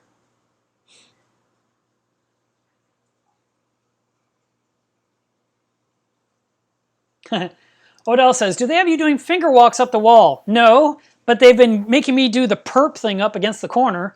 So I have to find a corner. I don't have one here handy to show you, but imagine there's a wall here and there's a wall here, and I have to just lean in, which forces my muscles in my back to contract, and I have to hold that for like 10, 15 seconds, and I have to do it like 12 times. And I have to do this thing where I basically push my chin really far back to stretch these muscles or make them go in a different position. I have to do that like 15 times, and I've got a roller log that I put on the floor, and I roll across that, and I use it to support my spine. I've been doing traction. I've been on really hot pads, you know, for deep heat going into your muscles. There's been, oh yeah, you have to like hunch over, then you have to sit up really straight, like someone's pulling a string and pulling your head up as high as you can. You have to do that repeatedly. I mean, there's a bunch of stuff I'm doing, all to try and help me feel some relief, but I just end up being more sore than ever. I had to do this really weird one this last visit. I say it's weird, it was uncomfortable. So you had to put your arms like this, like you're grabbing your back, but not grab your neck, because I'm not trying to hurt my neck. So I grabbed my back, and you had to like bend way over, and then you had to raise your elbows as high as you could. And that's all stretching the upper back. It's trying to work on the cervical. So did that a bunch, and then the next day I was really hurting. I was like, well, of course I was hurting, because look what I just did. Luke, I haven't heard anything about the new model of AI lights yet. Sorry, it's too soon. How do you bring corals home from shows when you go if you travel by plane? If you can prepare in advance, you can bring a nice, soft, insulated cooler inside your suitcase, and it's a great way to bring home some frags or some invertebrates or something that you want to get. I've even come home with a cooler full of clams one time, and it was in the middle of my suitcase, wrapped with all my laundry all the way around 360 degrees to protect it. And as soon as I got home, I opened the suitcase to make sure that it didn't leak during transport. And then if the luggage was cold, I would like leave the lid open so that the warm air in my car would kind of equalize it a little bit. So it's not just staying frozen, basically. And then as soon as I got home, I started acclimating. And that's my preferred choice, is to use a cooler, a soft cooler, because you can smash it in your luggage, and then you can fluff it up and fill it up with stuff and zip it. You're going to want to bag and triple bag stuff. It may still leak. Your stuff might get wet. You have to kind of keep that in mind. There's a chance. And then there's also the chance that TSA might get involved, or the airline might pull something. So don't go buying some $25,000 peppermint angel and think you can put in your suitcase and no one's going to notice. They'll let you bring all the dead fish you want, but you don't dare bring a living fish with you on an airplane. Now, speaking of fish, apparently if you can hold up a bag with a fish swimming around in it, TSA will probably forego the 3-ounce rule, because clearly that fish has to live, so that can't be anything bad like nitroglycerin or whatever else you could possibly put in a bag that could hurt an airplane. But so like if you had to bring home some clownfish or something, you could do that. But still running a risk. They may give you grief at TSA, or the airline might even try to stop you. I have a whole huge story about that I'm not going to go into anytime soon, when I tried to come home with fish once from California. But I never did it again.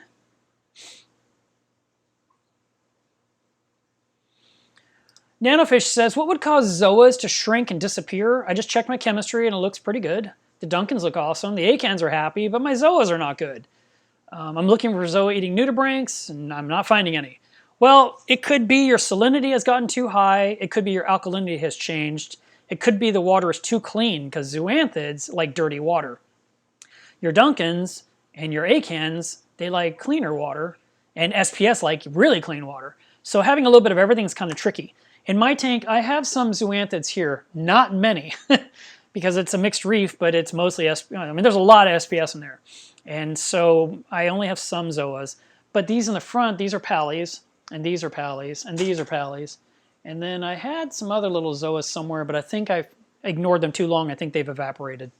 So that could be, I would check salinity. That's my first one. I always say, if zoas are closing up, double check and see if your salinity has crept up too high, because they seem to close down when that happens.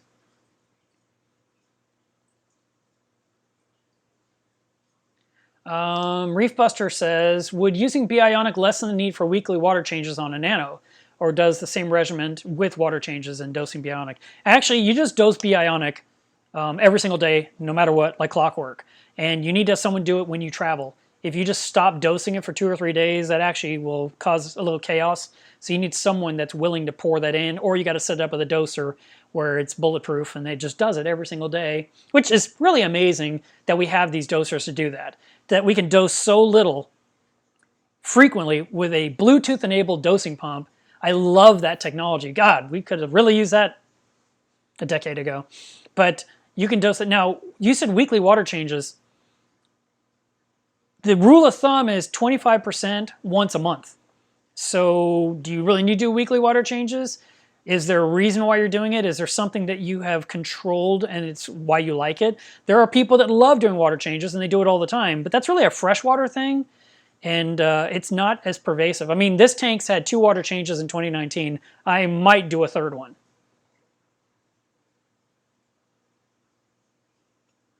Garrett, why do you keep asking your question? I've already answered it.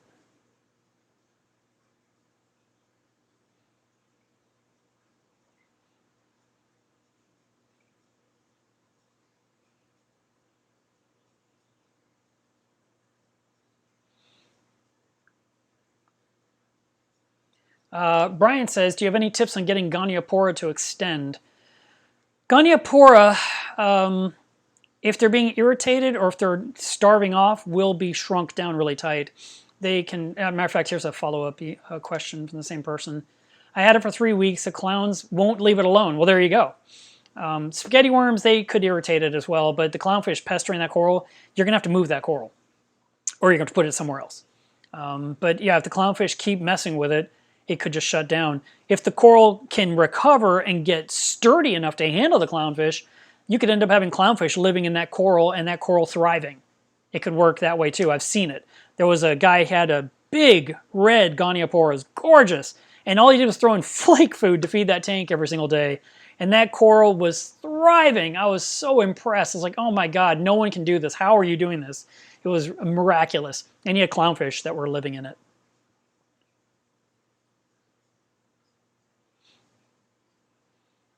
Robert, I don't know how you did that. I bought a pink bird's nest, but overnight it turned blue. I already have 2 of that color. Yeah, I don't know why that would happen. Maybe the pink one was beat up by the blue one and the blue one took its spot. No, I really don't know. That's a strange one. But I would get another pink one or put it in a different spot. That it shouldn't change colors. It's pink. It's its core color.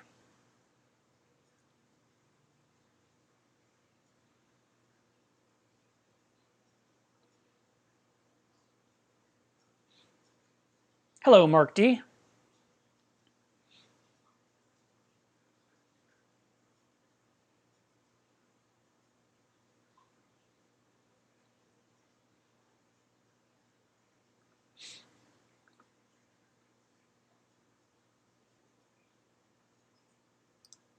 Michael says, will you be doing more tank tour videos?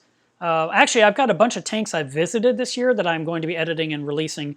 And then this tank will get its entire tour next month when it turns 6 years old. I do a 1 year video every single year. So there's one from year 1, year 2, year 3, year 4, year 5. And so there'll be one for year 6. And it'll be an update. And it's going to show all the changes that have happened with this tank over the last year. Normally it's like, it's the same thing, nothing's changed, it's doing really well. This year I have a lot of cool things to share of things that were changed on this tank, equipment-wise as well as in the tank. So that will be part of the video coming up. So thank you for that question.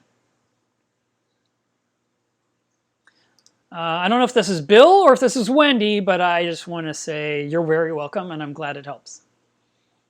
John says, have you ever dealt with vermitid worms? I haven't. I've seen a couple and I've ripped a couple off the rock, but I've never had a big problem. But I've read repeatedly by people saying that when they have problems with vermitids that they're using bumblebee snails to eradicate them. So if you're dealing with that problem, maybe you need some bumblebee snails.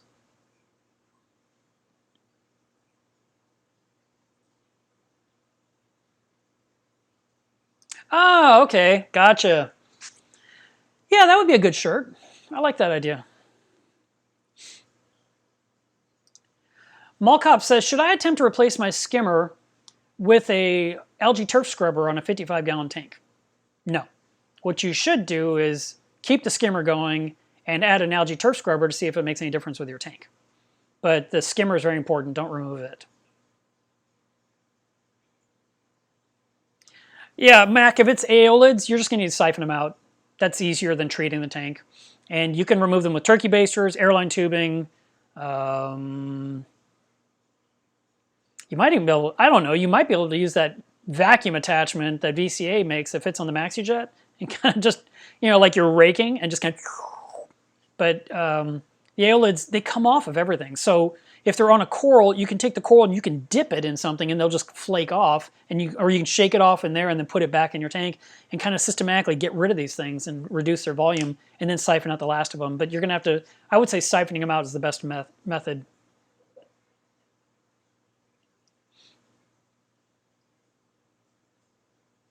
Newcastle says, what are the best corals for butterfly fish?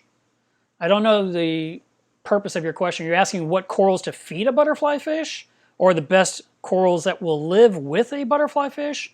You need to figure out what the butterfly fish is going to eat, like, because there's so many different kinds. And I remember when I bought a long-nosed butterfly fish back in 98, 99, I had this really pretty little aquarium. I had all these cool little critters. I loved the things that came out of the rock work. I had feather dusters and worms and stuff. And I told the guy in the fish store, these are all the things I have in my tank. What do you think about me getting that fish? He goes, oh yeah, you can get it. He was just happy to sell me a fish. So I took the fish and I put it in my tank and it was eating everything I cared about. I was eating feather dusters, it was eating tube worms, it was eating little things I really liked, it was nipping at polyps. I'm like, what is happening? And I brought it back. I was so mad at the guy. And he was like, we don't rent out fish. And he was all mad at me. And I was like, you're going to give my money back. I told you it was in my tank and you told me it's compatible and it's not. Oh, I was a hothead. I was really upset. And I made him take it back. But he was just a horrible store owner. And matter of fact, he didn't last much longer. A couple of years later, some other people bought the store and it became much nicer.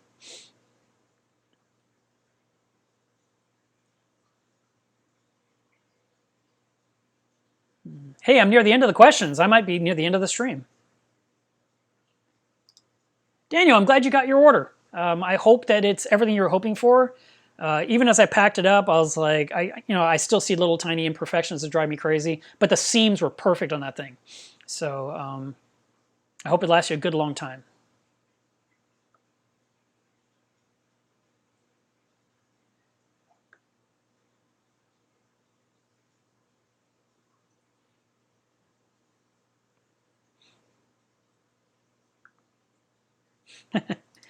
Mr. Reef Buster, I don't mind answering these questions over and over because I always know there's new people coming in the hobby. There's other people that know the stuff, they've already moved on with their lives, or they just know it all already and they don't really benefit from this stream. But the new people always do, and we should always be willing to help each other be successful. And so I talk about a lot of these same things. If you listen week after week after week, you'll hear me talk about vermitids. You'll hear me talk about cyanobacteria. It just happens. But these are all the same things we're dealing with on a regular basis, equally. We all have the same challenges of keeping our reef healthy and alive. By the way, I don't know if you noticed, but this end of the tank now is blue like the rest. It's all the same color at this point. So, but yeah, as long as I'll do a quick plug for my group. We just added another 35 people to the group. We're around 5,600 people in there on Facebook. This group has been around now for over a year, and we are answering questions every single day, and we're seeing pictures of your tanks, seeing pictures of your setups. Man, if you are a part of the group and you haven't posted like a summation of your tank, where you post a picture of the tank and you show the gear and you show your cool DIY thing you did, please do. We love seeing that stuff. It's inspiration for us. It gives us ideas. Or we might just be there to clap and say, nice job. So, never hold back on that kind of stuff because there's always someone out there that can benefit. And also keep in mind, the group is for peaceful people. We don't have antagonists in there. We just ban people if they're going to be rude. I have a couple of rules in that group, and one is be kind, and the other one is words matter. And also keep in mind that whatever you're typing and you're replying to someone, everyone else is reading it. I call them the lurkers, and there are a lot of people that are actually too timid. They're they're shy, or they don't want to get made fun of, so they don't ask their question, but they read and read and read, and they're reading what you're writing. So when I try to answer a question, I try to answer it in a paragraph form with a lot of information so that the lurker that's reading the question can read a solid answer and then decide, is that something I can do myself with my tank or not? So keep that in mind when you're typing. You're actually helping a lot more than one person when you answer a question. And if it's a question that's been asked before and you answer it again, that's okay. Because like I said, there's new people out there that wish they knew the information that's been in our heads for years. Wilkins says, how long does it take for Aquapora to adjust to the new home lights, to the lights that are on your home tank? I would say weeks, a month, 6 weeks. You know, it's matter of fact, some of the light fixtures like the Radeon have an acclimation cycle that you can actually enable, and it'll dim the lights down, and then each day it increases a percentage slightly, and after about 3 weeks it's back to its, we'll call it 100%, whatever your 100% is. Your 100% might be 83, but it's finally at the maximum that you've allowed, and so you can acclimate your corals to that lighting. And then you can, by reducing it a little bit, you're not going to hurt the ones you have now, but you won't cook the new one that's never seen your lights before. So it takes weeks. These are slow growing corals. They need stability and they need time, and we need to be patient and understand that. Kane, I don't know why a coral hasn't opened for 2 months. That's a long time. Have you considered taking it out and dipping it in something like Revive and see if anything comes off of it that's irritating it? Or can you put it in a different tank and see how it does in there? I mean, that might be an option. Okay, I'm going to have to start wrapping this up. I'm going to answer like 1 or 2 more questions. I'm going to end it because the smelly Montipore behind me is driving me crazy. I got to throw it away. Let's see.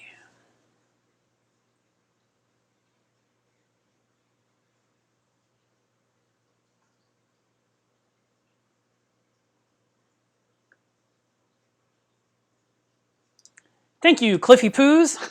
I still love that your wife calls you that. I appreciate that, you know, because I am hoping to reach everyone and not just brand new people. Oh, the person asked, where do we post this? On Facebook. If you go to facebook.com/groups/Milo's Reef, that is Club Milo's Reef. And Club Milo's Reef is a Facebook group that we have a few moderators, and it's super friendly, and everything else I already said. You should join my group. It's a great group. Occasionally, some people can't stand how nice we are and they leave. We're too nice. Alrighty. Let's see. All right, we're down to the end here. Anything else you ask, I'm not going to answer. We're done. It's we've been talking for 2.5 hours. We have 209 people on here right now that are still sticking out for this stream. I do want to throw this on the screen right quick because I need to. And I'll hide this other thing. I'm so good at this. One day I'll be more technology. You'd think after 100 streams I'd get this right. Please do shop from milosreef.com. Anytime you place an order, I am able to do a little bit more of what I do. Whether it's work all day and build you something, or put things in a box and ship them to you. Like the one product I mentioned earlier in the stream that I only have 3 of. I have no idea if people bought it or not. I'm hoping it wasn't 15 people that bought it. Also, just mentioning, because sometimes people are looking to upgrade, I have 2 full Apex systems in stock. I'd love to get them off the shelf and into your hands so they can protect your tank.